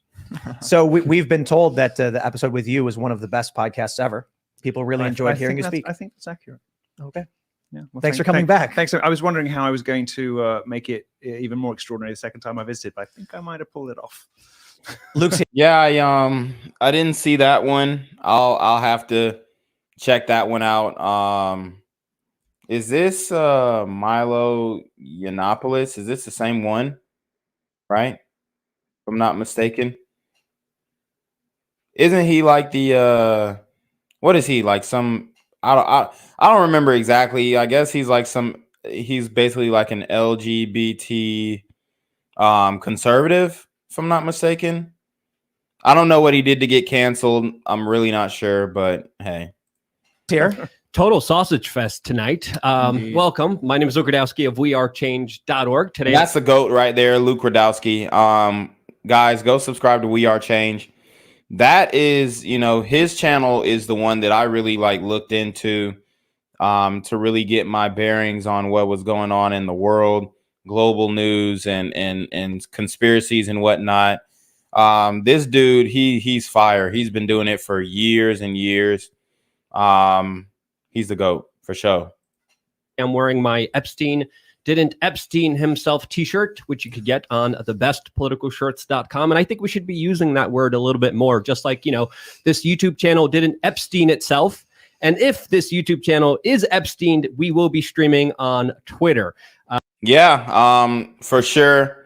A lot of YouTube channels are getting Epsteined for sure. So yeah, I started a t-shirt company after YouTube demonetized me. So thebestpoliticalshirts.com, because you guys, I mean, look, I got the merch store. Nobody's supporting the merch. My last merch purchase was August. Guys, I mean, if y'all want alternative media to grow, y'all got to show some support now. So, hey. Bye. That's why I'm here. Thank you so much for having me. And of course, Serge. And I am Serge.com. Pleasure, guys. All right. And I'll just pull up this story from The Hill, which is from earlier today, 5 p.m. Pence says Trump should apologize. It's wrong to give anti-Semite a seat at the table. This, of course, is related to a dinner that happened. And I was wrong a little on the details. So a dinner happened. Nick, you were there. Yay, you were there. I just want to start off by, how did this dinner come to happen, and what happened? I was talking to Trump for about a month. We had scheduled the dinner in October, and then he announced for president. He pushed the dinner back to November. And I've been pulling together a campaign. And after I put up the DEF CON tweet, a bunch of people that have been canceled, like Alex Jones, I started getting in contact with other people that were now on the inside of the matrix. And Alex Jones, producer, said that Milo wanted to contact me. And here we are. So that's how you guys got in contact. Wow. Somebody said, Cyrus Cherry says Milo supported the pedo community. He's Catholic now and claims to be ex-LGBT. Wow. Wow, I didn't know that. So very controversial figure. You have to be careful of the people you align yourself with. Sneako is aligning himself with Ye, who is aligning himself with Nick Fuentes, who, you know, in totality, they're all aligned with Milo. If Milo, you know, really supported I don't know if this is true or not. I'll have to look into it. But if he really supported that community, then that's a big L. Jay Lou says, yay, you typed DEFCON and it wasn't on purpose or what you intended. Yeah, he tries to clean it up saying, oh, it was just a DEFCON tweet. Nah, bro, you said DEFCON. So, I mean, he made a huge mistake. Nate Campbell said, yeah, in his book, he was groomed and stuff as a kid and basically was okay with it. It was a weird thing. Yeah, I mean, if he was groomed, then, you know, we definitely want to extend some grace for sure, because hurt people. And, you know, if he was brought up in that way and then he, you know, basically would, the idea is he would flip it and the victim would become the victimizer. So if he was able to overcome that with therapy or whatever process he had to go through, then shout out to him. You know, hopefully he's reformed, right? But you know, I don't know. I mean, I guess can you really be ex-LGBT? I mean, how is that working out for my man Andrew Caldwell? Do you believe that the Lord tonight has set you free? Yes, sir. Turn around and tell those people. Tell them. I'm not gay no more. I am delivered. I don't like men no more. I said I like women. Women. I said women. I'm not gay. I would not date a man. I would not carry a purse. I would not put on makeup. I will love a woman. Now listen, y'all praise God with him. Hold on, wait a minute. Somebody believe God with him. Hey!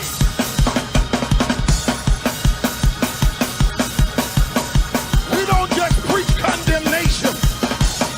We preach reconciliation.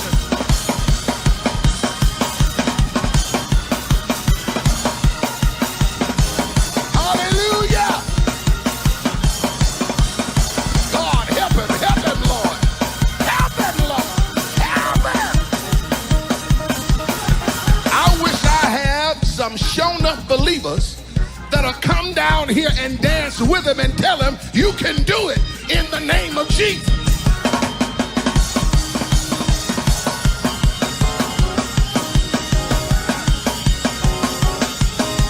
Hey! That's right.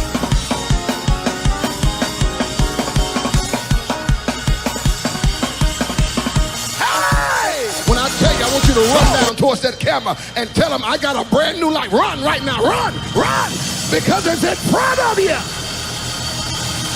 Glory to God. Somebody shout better, better, better. Better in the name of Jesus. But yeah, I mean, how did that transformation work out for Andrew Caldwell? From what I've been seeing, his demeanor is still that of a homosexual man. So I don't know if you can be ungayed or be a reformed homosexual. I think it's if it's in you, it's in you, and if it's on you, it's on you. Point blank. But you know, J. Lou said Milo actually didn't support pedo. He did though claim that his own personal molestation experience as an underage boy did not ruffle his feathers. It was a dumb AF thing to say. Okay. Yeah, originally, and then I suggested that we bring in Nicholas as a enormous extra brain firepower that he is. He's most extraordinarily brilliant political commentator of his generation, and he's been treated just about as badly as anybody. So I thought he deserved to be in the room too. And yeah, that's pretty much how we got together. So I have some questions about that, but we'll get through the dinner portion of, how exactly this happened, what went down. So this is how you get in contact, the three of you. How is it that Nick ends up invited to this dinner, and what happened? Well, he was rolling with me. I was impressed with Nick, and I was like, just come to the dinner. And we had Karen Giorno pick us up from the airport.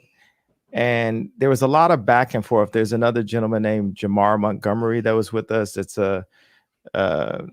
he's an engineer at Boeing, and I'm telling him just we should raise everyone's volume. Okay, cool. And we sat there, and it was like when Trump came in, I said, do you want to sit alone? He's like, no, bring your friends in. So a big thing is like Trump had no idea who Nick Fuentes was. But this whole, I just got to go right to the heart of this anti-Semite claim that's happening. This is something, if you read the definition, it says you can't claim that there's multiple people inside of banks or in media that are all Jewish, or you're anti-Semitic. And that's the truth. Yeah. I mean, I really don't see an issue with it. That's just like saying, yeah, most of the guys who play basketball are black. It's the truth. It's the truth. What are we talking about? And elaborate. What do you mean? You mean? I'm saying like I've been labeled anti-Semite, right? So there's different beliefs about our bloodlines, like the documentary that Kyrie posted. And in general, America has been left ignorant and history has been changed. So when we start questioning things that question the indoctrination, then you immediately get, and this is my issue with Kanye. His thoughts don't really seem complete. He doesn't really have a game plan to come into these conversations. He just sits down and just wings the shit.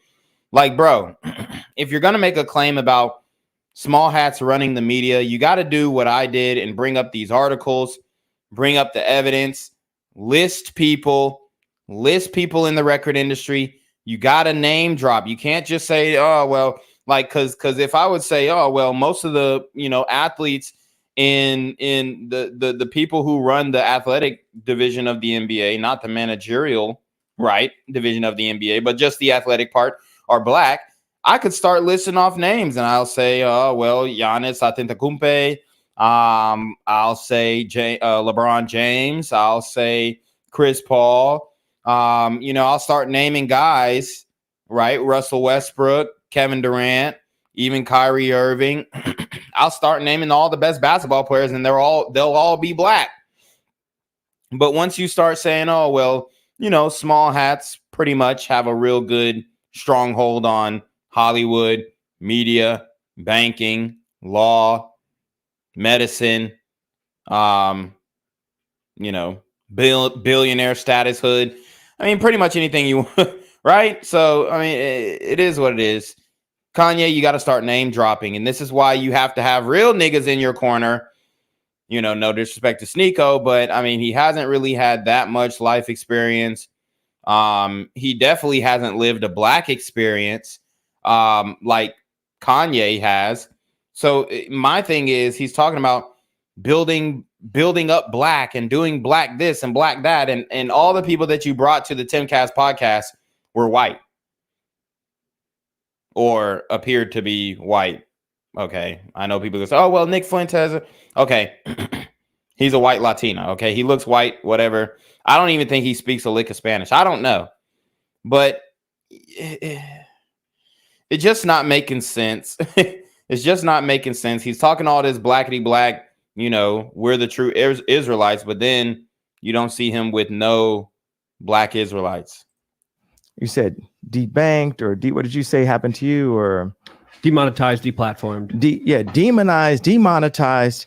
And what's so and he doesn't really, I don't think he really understands the issue of demonetization, not only on YouTube, but on TikTok and other social media platforms like Instagram as well. I don't think he really understands because the label is the one that's pushing his buttons. Like, you go to Kanye West YouTube right now, hell, shit, his shit's still monetized. Okay, I go to a Kanye West song, Kanye West Vivo, or even Kanye West main page. Like, if I'm going to all his pages and I'm not on my premium YouTube account, all his shit's monetized. All his shit's monetized, but that money is going to the label. All that money is going to the label. Okay? Let me see. I'm going to click on his latest song and see what the comments looking like. Not many recent comments. Not many recent comments. Okay, 2 days ago, 1 day ago, watching Ye walk out on Tim Pool was the best thing I've seen all year. That's funny. 3 weeks ago, I love how the video game is so legit. Oh, I don't know what the fuck they talking about. I guess this is... What is this? I guess this is a vlog or something. Anyways, let's keep going. Beautiful about this time is everyone got to see what's really been happening. And now we can really understand. We can see that Ron Emanuel was right next to Obama, and then Jared Kushner was right next to Trump. But so we're getting right into it, I guess, right? I was hoping to go for the news first before we got into all of this stuff. I think the issue is one way to put it is you're expounding upon a localization issue that you've witnessed, right? Let me clarify. There are a handful of people that you see are Jewish in a certain place, and then you associate Judaism with the power, whereas I view that. Okay, so it's a little deeper than that. It's a little deeper than that. I think Tim Pool is kind of minimizing the situation. The reality is, when getting into these industries, there are king makers, and all the king makers, or the majority of them, goddamn, are small hats. That's the main thing. Okay, it's not that every person in Hollywood is the small hat and whatnot. No, it's that the guys who have the most power are small hats. And I mean, you can say whatever the hell you want.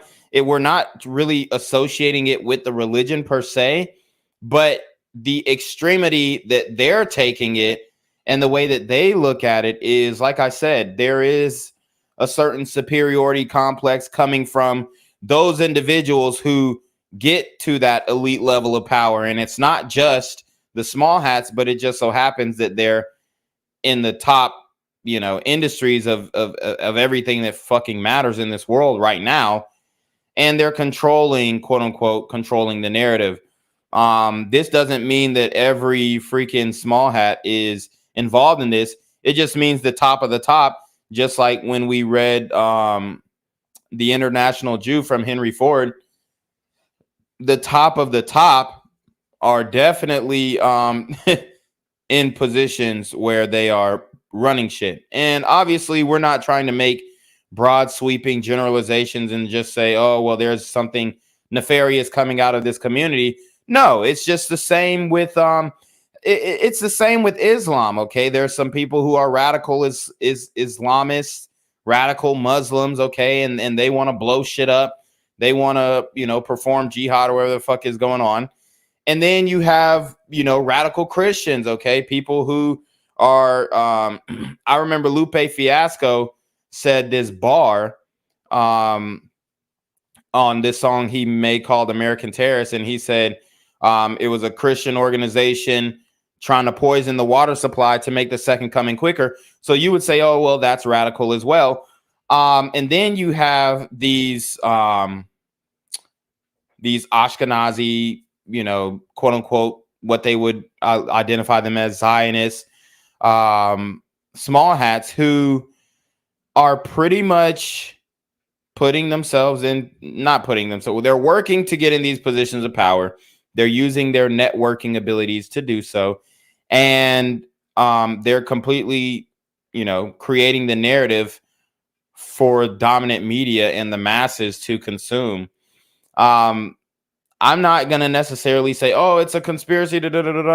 No, it's just that rich people talk, rich people stay together, and rich people bring their own up. Okay. It's the same concept. All right. So it wouldn't be outlandish to say, hey, man, you look at Iraq right now and they're tripping over, the woman not covering up and shit like that. And you could say, man, shit, those fucking radical Muslim leaders over there are fucking out of their minds. And nobody would bat an eye because it's about women's rights and all this kind of stuff. But then you come over here and say, hey, man, these small hats, they're promoting LGBT transgender shit and pornographic content into mass media. And then you're saying, oh, well, don't that's anti-Semitic that you're saying this about them. And it's like, yo, I mean, if every fucking movie that's coming out is about some fucking gay dude who just woke up yesterday and realized that he wants to be a bitch and start taking it up the ass and shit, then you're going to say, hey, well, it seems like this is a common theme in Hollywood. So let's keep watching. That as not relevant to it. Like, yeah, you're substantially more powerful than I am, but I don't view what you're doing as an issue of black people. Yeah, but have you ever heard the term the black vote? So it's okay to put us in one net, but it's not okay for me to put them in one net. Yeah, but I mean, that's the basis of the hypocrisy that people. That's the real shit. That was some real shit that Kanye said. That's some real shit. You can say the black vote. You can say, even though black on black crime is like starting to get controversial to say. I mean, it is controversial. That's why my channel got demonetized. But you can still say that. You can say black entertainment. You can say all this shit. All right. Even the Jewish organizations name their shit. Oh, the Jewish this, the Jewish that. But why don't they call it the Semitic this, the Semitic that? Because then that groups in a whole lot of other people who they don't want involved in the situation. Capiche?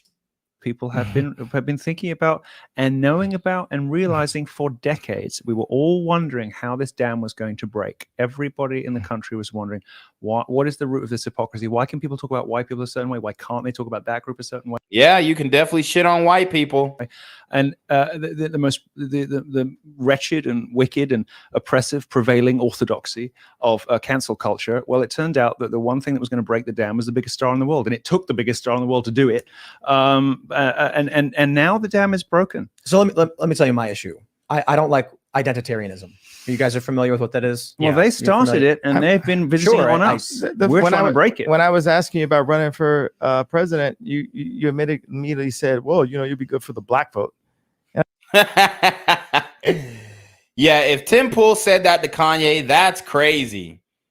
So it sounds like he's referring to an off-camera conversation where Kanye made Tim Pool aware that he planned on running for president, which I strongly advise against, just like Trump strongly advised against. I mean, you're not going to win, Kanye. Even the presidency, it's about bloodlines. But anyways, and Tim Pool responds, oh, well, you'd be great for the black vote. He's not wrong. But that's like a little tone deaf, I would say, to say the least. Okay, that's a little tone deaf. P. Ann makes a great point. He says, what about the Jew vote? We can't say that. Yeah. How would Kanye be with the Jewish vote? But you can't really say that, right? But you can say, oh, well, you'd be great for the black vote, but anywhere else, you're going to struggle. That's basically what he's saying. You'd be great for the black vote, but my white ass ain't voting for you. And I said, is that because I'm black? No, not just because of that. So is that, are you doing the same thing? Yeah, no, it is because you're black. But I don't even think he would get the black vote, honestly, especially if he ran under a Republican ticket. Just like they're doing to Herschel Walker now. Everybody loved Herschel Walker until he ran for Senate. Nobody gave a fuck about him putting hands and feet on his wife or, paying for a bitch to get an abortion done. I mean, shit, to us, before he was trying to run for Senate, that would be some player shit. I mean, you got rappers, you know, rapping about giving a bitch money to pay for an abortion and all types of shit. So, I mean, he has a good point there. I didn't say that was the only reason. I said it was because you're personable to the common person. And the common person is not black, though, in this country. You probably would do well with the black vote. Absolutely. Just because I'm black, because a lot of black people don't like me. Of course. I think race plays a role in a lot of things. Absolutely. And I think that So he said race plays a role in a lot of things. Now he's conceding to race realism. But I thought we were just all people. And I mean, look, I think if Kanye would have sat down for the full duration of the podcast, he would have been able to, I mean, not single-handedly defeat Tim Pool's arguments, but over time with Nick Fuentes butting in and Milo butting in, because right there they should have stopped him and said, what do you mean by race, you know, plays a big role in it? Well, I thought we were all just mankind. So you admit that there is some validity to race realism, and then they could have gone through that loophole there. I think the construct of race has really been forced upon us as just something for us to be woke about and just constantly talk about and use it as these like walls. Could you say the same thing about Judaism? Well, let's look at the facts of what I'm saying, though. If you say in this neighborhood where they gerrymander, there's this amount of time. So, hey, I wasn't doing that. I was just gerrymandering the lawyers and the Hollywood executives and the people at the bank that debanked me and then froze my accounts. You know, it's like we want to jump into protecting the idea that we can't put a net around something, right? But that's been my job as a producer, to take, you know, a Roy Ayers sample and put a James Brown drum. So he's making a music reference, which I don't think is really good to do. I mean, when you're talking to people who are not in your world, you have to speak like them, not the other way around. But Nate Campbell says you have that female rapping about getting an abortion, twerking in front of Planned Parenthood. Facts. Nate Campbell said with Nick and Milo's help, Kanye would have looked a lot better than just walking out. Facts. Cyrus Cherry said that walking out thing made Kanye look so weak. I mean, it also makes him look disrespectful. Trump always took the heat and he had to suffer through worldwide exposure. Facts. Drum and put it within a 2-minute, 3-minute song. That's the way I actually think. And that's the way I talk. And now this morning I found out that they were trying to put me in prison because what they did was I moved $140 million into JP Morgan. And I said, I want to talk to Jamie Dimon. Like, look at me. I'm just going in naive, you know, multi-billionaire, like maybe. And Tim Pool, he got the little beanie on the @ sign on his little panel here. It's pretty reminiscent of the Small Hat Gang. But I mean, I think that he went into this conversation with good faith, but he was really trying to I think especially when like niggas do that, oh well, I think it's just identitarianism. Do you know what that is? Like, I hate when niggas do that shit. Like, oh well, I think it's this. Do you know what that means? Like they try and say a word that they think they know for a fact that you don't know what it is. And I'm not saying that these guys didn't know what it is. I mean, it's obvious. You know, you're kind of basing one thing off of somebody's identity rather than their individual actions. But like for him to just go, oh well, you know, I think it's identitarianism. Do you know what that means? It seemed a little condescending. So that's a point there too. Jamie Dimon will let me in on some deal flow. Wrong.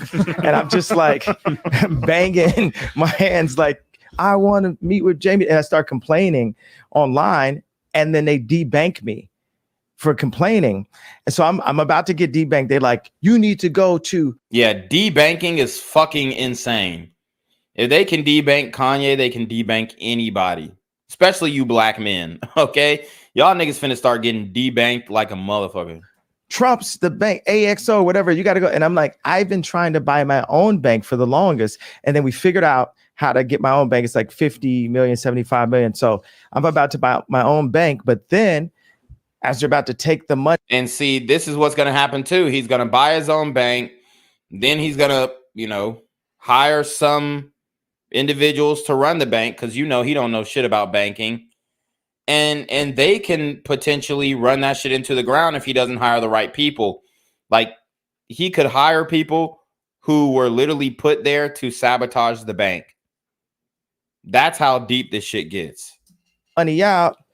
Here comes Adidas with a $275 million bill for marketing funds that they agreed upon. Because I said to them, hey, I'm the marketing, give me the marketing fund, which proves by the response they got when they, stole the designs and said, we're going to not call them Yeezys anymore. So this is what I was already fighting Adidas for. So I'm fighting Gap, get out of Gap, fighting Adidas. And then I deal with this little bit of noise from, Zionism from the fashion world, where they use this plant named Gabby, who's obviously like some kind of CIA agent, knows nothing about fashion. This is a certain thing. When someone can't dress. When he mentioned Gabby, what's the last name? We don't know who Gabby is. We need last names, bro. We need last names. Jay Lou says Cyrus is batting 1,000 tonight for real. AlphaZo says this whole Kanye should be a wake-up call situation. He said, you got to watch people who aren't yes men like Tim Pool. Tim's channel is basically a confirmation channel for Republican fanatics. I'm over the grifters and political theater. Jay Lou says banks can't exist as a bank without the ability to borrow money. Who is going to lend Kanye's bank money? We'll all wait. Exactly.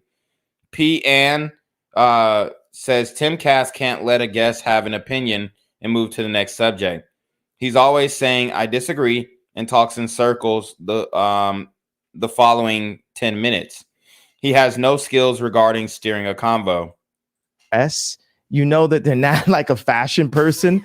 They're just there as like the society, like the control that they try to use with celebrities, which has now been broken, right? Because where it broke. Okay. I want to get on like LeBron in a second, but I'm going to come back to this and just talk about this morning where, I'm not going to mention her name because she's a nice lady, but someone at Cohen Resnick tells me, and I tell all of my finance people, never use the term a lot, but they said, okay, you're going to have to pay a lot of taxes.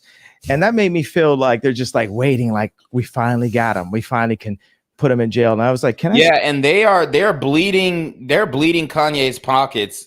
They took the Adidas deal. All the designer brands are breaking ties with him. Everybody is breaking ties with him. He's owing 50 million, 75 million in taxes. And then Kim Kardashian is receiving $200,000 a month from him in child support. Why the fuck does she need $200,000 a month from him when she's a billionaire? Dude, are you fucking kidding me? It's absolute bullshit. Still run for president in jail. I found out I could. So I was like, okay, that's fine then. It'll be okay. But if you were Jeffrey Epstein, they wouldn't touch your bank account. They would allow you to break the rules, regulations. Absolutely. Shout out to Luke Radowski. I mean, I think it would have been better if Tim Pool just would have, sat back and let Luke run this show. I mean, Luke is a fucking professional. He knows what the fuck he's doing. So shout out to him. Just like JP Morgan and Chase did, just like Deutsche Bank did. So there is an issue to bring up with that. But when it comes to the race stuff, I think this is an important discussion to have because I have to complete this thought. You guys got to. Okay, go ahead. Go ahead. All right, because I'm talking about literally finding out that they were trying to put me in prison this morning. Watch this. So this morning. Yes. So not come to my house this morning, but I found out, okay, so they put a $75 million hold on 4 of my accounts. $75 million hold on 4 of the accounts. That's crazy. And then they said, you owe a lot of taxes. Took me like 6 hours to find out how much a lot was. They said, well, around $50 million. Now I'm going to different CFOs like, okay, so would this be tax evasion? Because I'm obviously not the most financially literate person on the planet. I was just a child, basically. Like when you become famous, you stop growing at that point. So you heard what he said. When you become famous, you stop growing. You start doing what people tell you to do in order to keep your career flourishing. Basically, they put they put your life on autopilot, and they say just go to the studio and make good music and come back out. Became famous at age 24, and I had handlers around. I had my mom around, different things, and it was always like you go from one handler to the next handler to the next handler. So now I'm having I get to actually learn how to run a company. I get to learn how to to count. Really, I was like Pablo in a movie. It was like I didn't even know where to put the money, like literally making $300 million cash, but you're just like a high priced. We're not going to use the S word just because it's like too passe to use it. But it's like next year I was supposed to make $500 million in royalties. And like no one needs this amount of money. But when I would work on homeless shelters and ideas, I'd have a contractor. We won't say what race. Contractors, they're in real estate too. And they'd be tearing down the contracts. It's all about, position. It's not about the amount of money that you have. And yeah, that's 100% right. He's 100% right. At some point, the money doesn't matter, because if you can't get shit done with people get shit done, not money. People get shit done. You pay people to do things, they get shit done. If the people are refusing your money, like they're starting to do Kanye, you can't get anything done. So it doesn't matter how much money you make, because your money is not legal tender to them. To come in here, I feel like it's a setup to be like defending. I'm not going to go through another, like I'm literally going to walk the F off the show. So you hear him. I mean, nobody's even challenging him right now. And he's like, I'm not going through this again. I'm going to walk the F off the show. If I'm sitting up here having a, talk about, you can't say that it was Jewish people that did it, when every sensible person knows that. I mean, Jon Stewart knows what happened to me, and they took it too far. It was like American History X. Like my head was on the side of the curve, and the exact people that I called out kicked my head. We found out that my trainer was a MK Ultra Canadian. Yeah, we broke down Harley Pasternak, okay? Which I don't know how you look at me, my personal training shit, that nigga's not touching me, bruh. That nigga's not touching me. And I debated a physical trainer yesterday on my Reclaim Your Throne channel. All respect to Dr. Ko, but athletically, he's not touching me either. And these guys are put in position, not Dr. Ko, but Harley Pasternak is put in position to be a celebrity trainer. But if he's a celebrity trainer, and I heard he trained Lizzo as well, like, bruh, this nigga trains Lizzo, and she's still fat. How is he a good trainer? Intelligence. He worked in the defense research and development in the Canadian military, essentially working on psyops in the Canadian military. This is Harley Pasternak. Yeah, what I'm saying is, look, they tried to medicate me. I was exhausted. They wrongly diagnosed me. And they when I asked them, how much lithium did you want to put me on exactly? It took them 4 days to answer, because they were embarrassed about the amount, right? And I refused to take this, right? You understand that if I had taken the medication, I would not be here, and it would have been, yeah, that nigga would have been a shell. He would have been a shell. He was deeply troubled. We miss him. He would have been Aaron Carter. Love his music, though. Well, they would have Britney Spears too. I mean, look at they would have Michael Jackson or worse, yeah. So I guess what they did. Look at what they did to Britney when she went. Look at what they did to Britney Spears. Look at what they did to Amanda Bynes. Okay, all these people in conservatorships don't have access to their own money. They were the stars. Now they're fucking lunatics. Went in. She was tired. She was Doja Cat. Fucking lunatic. Also, she was in a bad way, but 10 years of that medication wrecked her brain. You can see it now. Yeah. You can see there's not much of her left. You mentioned Pasternak was the name? Yes, Harley Pasternak. That's the. He's also a small hat. That's the text message that you Yes. posted that we were talking about before. Here's That's the lobotomy look, thread. you know, Yeah. Before the show, obviously, I'm getting a bunch of messages from people. People are hitting me up and they're like, "You shouldn't host them. They're anti-Semitic. They're white supremacists. They're racist." I do find it funny or weird, or whatever, that, you know, Nick, they call you a white supremacist. You're here working with or for, you know, one of the most powerful black men, one of the wealthiest and most famous. But a lot of people were saying on the right specifically, don't platform them. And I said, well, I want to understand what they're thinking and why they're thinking it. They're they're involved in what may be the biggest news story of the past week, and we have an opportunity to sit down and talk. Because the red media controls both sides. It just said it as simple as possible. Jared Kushner, facts, was next to Trump. Ron Emanuel was next to Obama. But see, since 1940, go ahead. I was gonna say, isn't that an issue of these individuals? Like you're extreme. Is that an issue of these individuals? Luke Radowski has done some great work on George Soros, as we know. Also a small hat. Rockefellers. I mean, look, bro, nobody is trying to say this is the whole group. The whole group is this, the whole group is that. But it wouldn't be a stretch to, like, when we talk about statistics, like if I come out and say black people are 13% of the population, but they're responsible for 60 to 70, maybe even more percentage of the violent crime in the United States. Oh, well, those are just these individuals. Well, that was just this guy. And the school shooter here, Timothy Simpkins, it was just him. And then, oh, well, this black guy who did this was well, okay, no. You have to identify the issue so you can present a solution. So the issue here is the small hats run the media. The small hats run all the social media platforms. They run all the worldwide media broadcasting platforms. They run Disney, Universal, the music the music labels. So they run that. Now we make the observation. Now we look for a solution. Well, how do we bring more diversity to this situation? Okay. How do we make it so that there are more people from different organizations or groups represented in this hierarchy?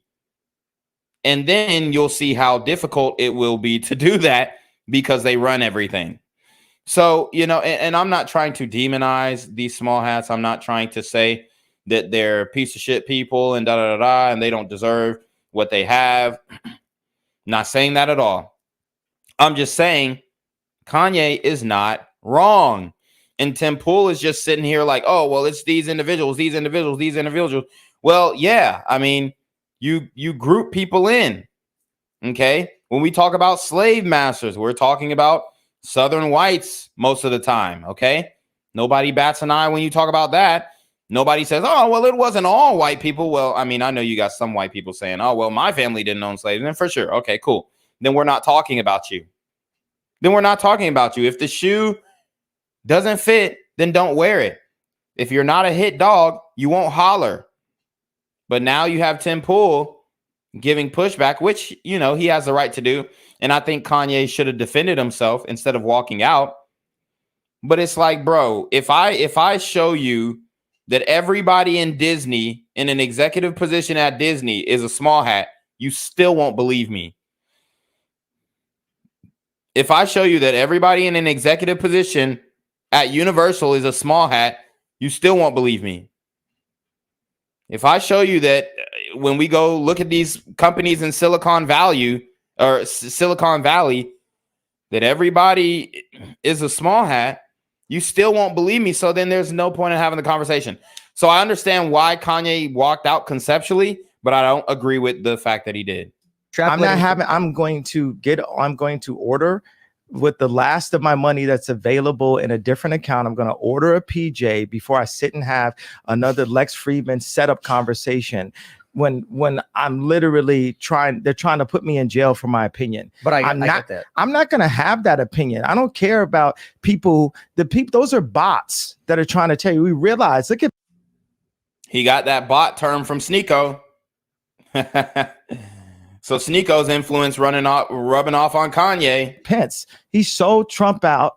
You get what I'm saying? It's like I would have never wanted to do anything that hurt Trump. I'm on Trump's side. Trump said things that hurt me. He lied about me, but I mean, he's known for lying. And when people used to tell me that, you know, he's a liar, it's like, you know, I went into the trenches for Trump. That's another conversation. There was no one in my position that wore that hat.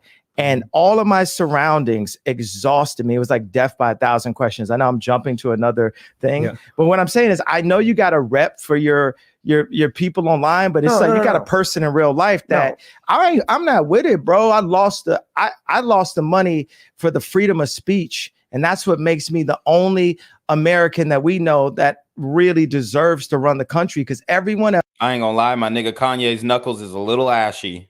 Your boy DeSantis, Trump, whoever they you see Nick Fuentes nodding to run the country, because everyone else, your boy DeSantis, Trump, whoever they raise in a petri dish over on the Democrat side is going to play the game. Look, and here's what I was trying to get to. You went right into the anti-Semite thing. I think it's something that should be talked about. But if you start bringing this up, you're going to ask my opinion on it. I'm going to disagree with you. I didn't ask your opinion on it. You jumped into it. But I don't care about your opinion. I like your opinion on how we win an election, but I don't care about anybody's opinion, bro. I lost. They tried to put me in jail. They blocked $2 billion I had.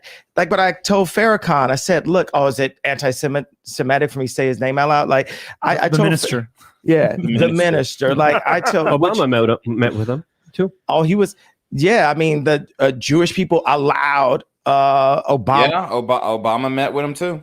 To meet with the minister. You know, so Farrakhan said, well, did he have the money? The contract for the next 4 years, if I hadn't done anything, would have been $500 million.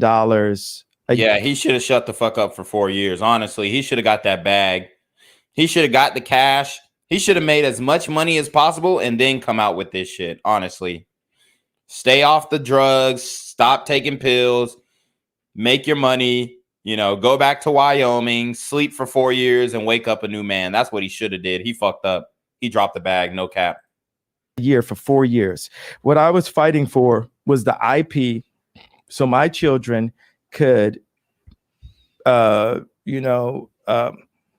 sorry, sometimes I think about 7 thoughts at one time, because anything I see, I come up with like 7 answers to it and then just choose what it is. But the thing is, when I said my children, the reason why my brain kind of blocked, because it's like God is saying, you know, your children are going to be okay. Baby mama's got money, right? God is using me. You heard that. Your children going to be okay. Baby mama got money. Then why the hell are you paying her $200,000 a month? That's absolutely fucking ridiculous. Breaking me down, removing all of the, richest person, all of this, so I can serve him. And when it comes to a debate, I'm not big on God and bringing God into it. I mean, let's just, stick to intellectualism. I know you want to get spiritual on this shit to, have your fans bug out and spam fucking crosses in the chat. But let's just keep it to the conversation at hand. Like all this, oh, well, God is using me and this, that, and the third. Bro, we looked at the Sunday service shit and it don't look like God showed up. And the more and more those things are taken away from me, the more I can be empty and be a vessel and be able to be used. And right now it's like, you're not going to take, if we can't, you're not going to take my pain away, right? The Jewish people say, it's the Holocaust, this happened, and you can't say anything about it. We can't take their pain away. No one's going to denounce the fact that they tried to lock me up. That's what, because every time I'm just holding stride, and it's like, I thought I was more Malcolm X, but I find out I'm more MLK, because as I'm getting hosed down every day by the press and financially, I'm just standing there. And when I found out that they tried to put me in jail, it was like a dog was biting my arm, and I almost shed a tear, almost, but I still walked in stride through it. Yeah, I think they've been extremely unfair to you. Who was they though? We can't say they. Yeah, see, Tim Tim Pool fucked up there. I think they've been who is they? Corporate press. I'm not using I don't use the press. Come on, G. The word as the way I guess you guys use. I'm talking It is about them though, isn't it? I mean, because it's absolutely them. No, because when you think about it, consider it. In 2018. What do you mean it's not? What do I mean? Like, okay, so how about you leave? He said, "What do you mean it's not?" And then he was done. Watch. What do I mean? Like, right before Nick was finna break it down and name drop, I believe he was gonna name drop. What do you mean it's not? And then walks off. God damn it, Kanye, you're in your own fucking way. Consider it. In 2018. What do you mean it's not? What do I mean? Like, okay, so how about you leaving? Are you afraid of the press? I thought he was gonna steal off on Tim Pool right there. When he came in frame, I thought he was just gonna steal off on him like that no jumper interview. How about he threw the you could hear he threw the headphones down. What do I mean? Like, okay, so how about you leaving? Are you afraid of the press? He's gone. I'll say it right now. You got now he gets bold. He loved that. He loved every minute of that. Oh my God. You guys want to bring that stuff up? And then think we're not going to have a conversation? Like have the discussion. Like you think he's going to come in here and say, here's my pain, here's my suffering. I'm going to say, I hear you. And then he's going to say, and it was Jewish people. And I'm going to be like, okay, but don't you consider it? So I'm not going to do this. I refuse. Go, make sure he's cool. All right, go for it. Luke and I will have a conversation. So I can't say I'm surprised. What do I even do? Other than ask him, please elaborate on this. Are you referring to individuals? Or are you quite literally blaming an entire group of people? Oh my God. I mean, look, like I described before. Okay. This is how you got to explain this. There are elite white people, right? Who could be racist. And they find other elite white people to perpetuate racism, okay? Just for the example, so everybody's comfortable with it, because it's so easy to just say, oh, white people are racist.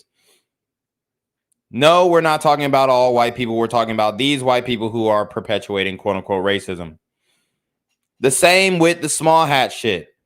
No, we're not talking about all small hats. I mean, my elementary school principal was a small hat. I was friends with his daughter. They were great people, so on and so forth. Okay. We celebrated Hanukkah. We spun the damn menorah or some shit. So yeah, everything was Gucci. Now, when we talk about these music executives, media companies who are run essentially by small hats, they have pulled each other up into positions of power because they have certain beliefs, okay, that make them feel like, or at least their interpretation of their beliefs make them feel like they should be in a superior, I guess, situation. The way that I described it on my last podcast is that they want to control the narrative of the media so that they can lead your children astray, so that they can lead what they call the goy of the goyish. They can lead them astray because they're not God's chosen people. All right. Now, I'm not saying that these people believe or are worshiping God either. Okay. Because I believe that they are a secular, occultic, like, at least the people who are in, these positions of power, not the normal, common, Jew or whatnot. And even those normal, common Jews will say, hey, I don't necessarily like the way that the country of Israel is handling the Palestine situation, or, hey, I don't like the way that, these executives are running these companies and promoting these, Masonic morals, if you will, onto society. But this is what it is. These individuals who are in positions of power have taken an oath amongst themselves under, maybe it is the religious flag, or maybe it is a secret society flag. You can't deny the fact that there are secret societies. If anybody's in these secret societies, it's these media executives. And it just so happens that the majority of these media executives are small hats. Like, I mean, I don't really know. I don't really know how to. Oh, the dreidel. I spun the dreidel. Okay, yeah. Is the menorah the candle shit, right? I don't know, guys. Anyway, I spun the motherfucking dreidel. Okay. We was chilling with the Jewish people in elementary school. That's all I'm saying. So we're not talking about the common people. I'm just trying to, I'm trying to translate this for Kanye and them because I guess Kanye is too immature to have the conversation. And Nick Fuentes, I believe, was about to explain it, but he wasn't able to. For the fact that powerful individuals are causing you harm. I really wanted to ask Nick about his thoughts about MLK because I know they contradict his comments about that. But again, these are mass generalizations that don't really help anyone in my perspective. They just kind of sound like their opposition. They sound what they're kind of going against, the woke mob that's always saying white men are responsible for everything. When I see people just use generalizations, it kind of cheapens the conversations. It cheapens a dialogue that we could have here that I was planning to talk to Ye about, specifically bringing up like, hey, let's actually talk about this in a real concise way. Let's not get emotional. Let's not walk out of here. Let me tell all you guys outright. I said, this is going to be a big issue. Before the show, obviously, people are going to bring up the questions of anti-Semitism. Why don't we talk about the news? I want to hear what happened with this meeting. I want to understand what Ye 24 is. And then we can do a longer conversation about any of that stuff. And Ye literally in the first 5 minutes says, no, I want to talk about a group of people and point to them. Whatever, man. You want to know why? Look, you're not going to sit here and you're going to walk out of the room. You're free to do so, man. Yeah, and saying that they're the total issue, I think, is wrong. Putting the sole blame on the small hats is wrong because they need people to participate. They need people like NBA Youngboy to participate. They need people like Chief Keef. They need people like Young Thug. They need these useful idiots who will do anything to make $1 million. They need these people. So it's not them alone. We're also perpetuating the negative stereotypes. But god damn, I mean, shit. We've been over this shit before. They control the media point blank. There's no question about it. If I have to bring up that article by Joel Stein from fucking 2008, I will again. December 19, 2008. Who really runs Hollywood? Come on, ? By Joel Stein. I'll bring up the article again from the LA Times, but I mean, it's really not even a question. It's really not a question. But I think if Kanye doesn't know, for one, if he's not reading the Torah, if he's not reading the Talmud, and if he's not really digging into why these things are the way that they are, and if he can't explain and articulate and have the conversation, it's a big issue. And I don't think that he deserves people to just jump on the bandwagon and follow. Now, if he says something right, I'll stand on it. If he says something wrong, we'll stand on it too. I think that he's wrong for walking out of this interview. I think he could have articulated himself and name dropped. And I mean, when it comes to this type of shit, you can name drop all day long until the wheels fall off. I mean, damn near everybody in the music video in an executive position is a small hat. It wouldn't have been hard for him to do. It wouldn't have been hard for him to do at all. So definitely something that Kanye, I think, took an L on. Obviously, his contemporaries do not agree, but we can agree to disagree. We'll let Tim Pool finish his last thought, and then we'll get up on out of here. But literally, I said a couple sentences about, I don't think that's fair. Did I insult the man? He seriously can't handle. He can't handle it. He also left during the Pierce Morgan interview he did, but he came back. So again, we should be able to have this conversation. What's up, Chris? Yeah. Look, man, I wanted to talk to these guys about why they're meeting with Trump. Chris. I want to know what happened with the dinner because we hear a lot of rumors about it.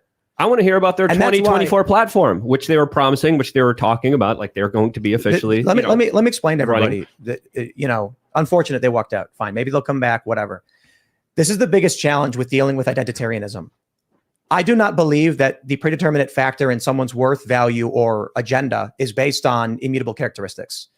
Kanye is a black man. He does. It's based off of secret societies and blood ties, and they don't let certain people get into this group unless you have this blood tie. So, I mean, it's just like the. I mean, even in the early 19th or even in the early 20th century, where you had the Prince Hall Freemasons who were trying to get into Freemasonry, and they weren't able to establish their own lodges because they weren't white. So these were black men who were trying to become Freemasons and whatnot, and they were not allowed. So it was very much about bloodlines. And then they realized, hey, you know, this is inevitable. Black men are going to end up creating their own lodges, whether we like it or not, and creating their own teachings and their own disciplines and their own rituals and their own oaths. So let's just bring them in so that we can control them. And that's what you see today. You know, a lot of these guys who are, you know, in fraternity, sororities, whatnot. I mean, honestly, it is what it is. They're participating in Freemasonry, you know, but you know, hey, whatever floats your boat. But I'm just saying, like, there's levels to this shit. There's degrees to Masonry, and these individuals who are in these high positions of power are at the highest degrees of these secret societies, if you will.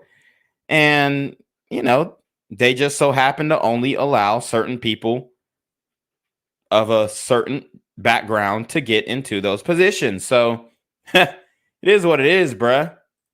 Does not represent all black people. There are Jewish individuals who work in banks. Dave Chappelle made the joke about Jewish people in Hollywood. And he said, but it doesn't mean anything. You got a lot of black people in Ferguson, doesn't mean they run the place. The point is, I'm all about individualism, meritocracy, personal responsibility. That means an individual of any background can be capable of anything. More importantly, we have employees here who are. But what if those individuals make a concerted effort to come together and conspire against everybody else?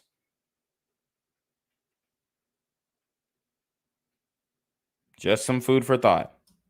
Jewish who spend time in Israel and would probably agree with a lot of issues that they would talk about, especially as it pertains to America first, you know, bringing jobs back here and securing our borders. But then it's just like every step of the way, it's like, bro, if you live in a world where a single group of people is haunting you, you're trapped. You're not going to get out. Oh God. My nigga must have never been to the hood. The issue is you can overcome anything. I understand, you know, and I empathize that there are powerful business interests that are coming at Kanye. And I will also say this, because I wanted to get into the Trump stuff. When Kanye mentioned he got suspended on Twitter, then he gets word that Milo wants to meet up with him. Then Milo puts him in touch with Fuentes. My immediate, question is, okay, my thought to myself, we really want to know about the inner details of this Trump meeting. I guess it's not going to happen. My question then is, don't you think that, if Kanye is going to say these things and then immediately start getting involved with Fuentes, that only amplifies the accusations made against him? Well, Fuentes was canceled by the dominant media and or the red media, as Kanye likes to call it. And Fuentes actually was on Adam 22's No Jumper. So are we giving him the same criticism as we're giving Kanye? But I guess if they genuinely... Oh, they're saying Tim Pool grew up on the south side of Chicago? Okay. They said, nah, he was from Chicago. All right. I didn't know that. Believe these things, that's who they are. I was dying to interrupt. I was dying to say a whole bunch of stuff during his, his conversation. I respectively, didn't. I was waiting to counter back, but we didn't even push back at all. Really, we didn't even really say anything. I mean, if he's from the south side of Chicago, then he knows that yes, a certain group of people can definitely be haunting you. May not be for your whole life, but in this certain area, they can definitely haunt you. So it's safe to say that, hey, in the area of banking, medicine, media, that the small hats can definitely haunt your ass. I don't see why it's so difficult to come to that conclusion, you know? Thing come on, crazy man. out there. I mean, come on, like we should at least have the tough conversations. We should debate these ideas. What does he think's going on? And I don't know, but what does he think's going on? Dude, Luke knows exactly what's going on. He just doesn't want to hone it down to just one specific group, which I definitely get, but he knows exactly what's going on. I just wish he speaks about the same shit that Sneako was speaking about earlier, the child sacrifice and the rituals and all that kind of. He speaks about the same shit. I think Luke and Kanye need to have a conversation alone, because Tim, I think Tim was just a trigger for Kanye. People were again like, hey, you don't agree with me 100%, that's fine, that's okay, I'm not gonna run away. like come on, let's have this discussion, let's have this conversation. I really wanted to talk about Balenciaga, I really wanted to talk about Harley Pasternak, I really wanted to talk about Dave Chappelle talked about, you know, a lot of the things that Ye was warning about, specifically with people trying to drug him, specifically with people trying to, of course, get him on big. Harley Pasternak is a small hat reminder. Pharma medicines. He was, again, sent to, you know, he was institutionalized a couple years ago, specifically on November 21st, 2016. He's pointing a lot of this blame on this Harley Pasternak guy, who, again, he's the one who's training Lizzo, Elliot Page. He's training Lizzo. That shows you how shit of a trainer he is. I mean, why is nobody pointing out the fact that Harley is also indeed a small hat? Training Brittany Murphy. He trained a lot of controversial figures, and he is connected to a Canadian military psyops. And he is also Juice Crew. That's like, we should know what else is happening behind the scenes there, what else he knows. But Before the show, we can't even get that. Before the show, Ye was like, this was funny. You know, he's like, how do I become president? How do you win? And I thought it was a rhetorical question, because like, why would I know that question? And he was like, hey man, I asked you a question, you know, what do you think? And I was like, oh, like ballot harvesting, like hands down. You go to door to door. He brought it up when he mentioned that I said that he would do well with the black vote. I feel like that's kind of oversimplifying what I said. All right, the rest we don't really care about. Kanye's gone. Anyways, my ultimate message, Sneako, if you're watching, if you see this, bro, be careful. Kanye is a ticking time bomb. And, you know, I like Kanye. I love Kanye. I love college dropout. Love graduation. I even fucked with Yeezus, My Beautiful Dark Twisted Fantasy. Wasn't big on the Donda. Wasn't big on the Jesus is King. And I wasn't big on the there was another one. I like The Life of Pablo. But I didn't like that collab that he did with Lil Pump. But hey, be careful. Stop dick riding. I mean, Kanye will definitely. I mean, you see how emotional he is. I think Kanye is definitely still dealing with these issues. He's speaking more fluently and cohesively, more than he was a couple years ago when he went into the TMZ office. But man, I mean, the brother he's fucked up mentally. He's fucked up mentally. I'm not saying he's crazy and he's, you know, violent, homicidal, suicidal, anything like that. But what I am saying is, you know, he's still a little immature. Still very immature. Okay. So anyways, that is pretty much it. Guys, make sure you subscribe to the channel. Support the channel. Hit the PayPal, hit the Cash App, hit the Super Trap. As you guys know, I'm demonetized on all platforms. So I'm not getting any type of compensation for doing these streams. So least you guys could do is support the merch, join the Patreon, where my message will live on, because I'm eventually gonna stop posting on YouTube, because I mean, it's just fucked. Like they don't want me here. Why am I here? You know, so y'all gonna have to go to the Patreon eventually. I'm still posting on Rumble as well. So shout out to me on the Rumble.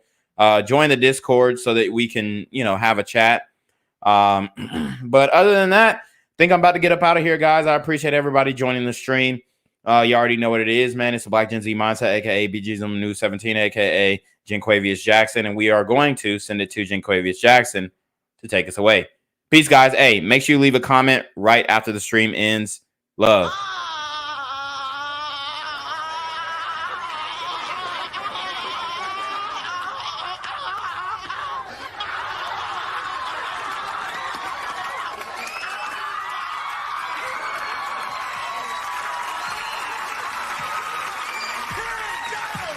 Yo, what's good, BGZM News 17 family? I'm at the corner of Jesse Jackson and Marcus Garvey, and I got some bad news for you. As you can see, I lost my job. I'm out here living in cardboard boxes outside of boarded up vacant homes. YouTube said I'm done getting money out here in these streets. They even took my funky ass suit. So anything right now would help. So go ahead and hit that Cash App, hit that PayPal, hit that GoFundMe. Hell, cop the merch. Or if you want to make the long-term commitment to the Jinquavius Jackson Fund, join the Patreon so that I can continue to put out top-notch content each and every day. Also, check out the Rumble, where there is absolutely no censorship. Link in the description box below. Hey, yo, ain't that nigga Jinquavius? Yo, I recognize. No, that's not me no more. Hey, yo, run your pocket. Y'all tell me what this is. Do the opposite of Antonio Brown and take What all your more shit do off. you want from me? Gang violence and other kind of violence. Guess what? I could be at work, at school, in my car, I can still get shot by the police. I can get shot anywhere. So it is what it is.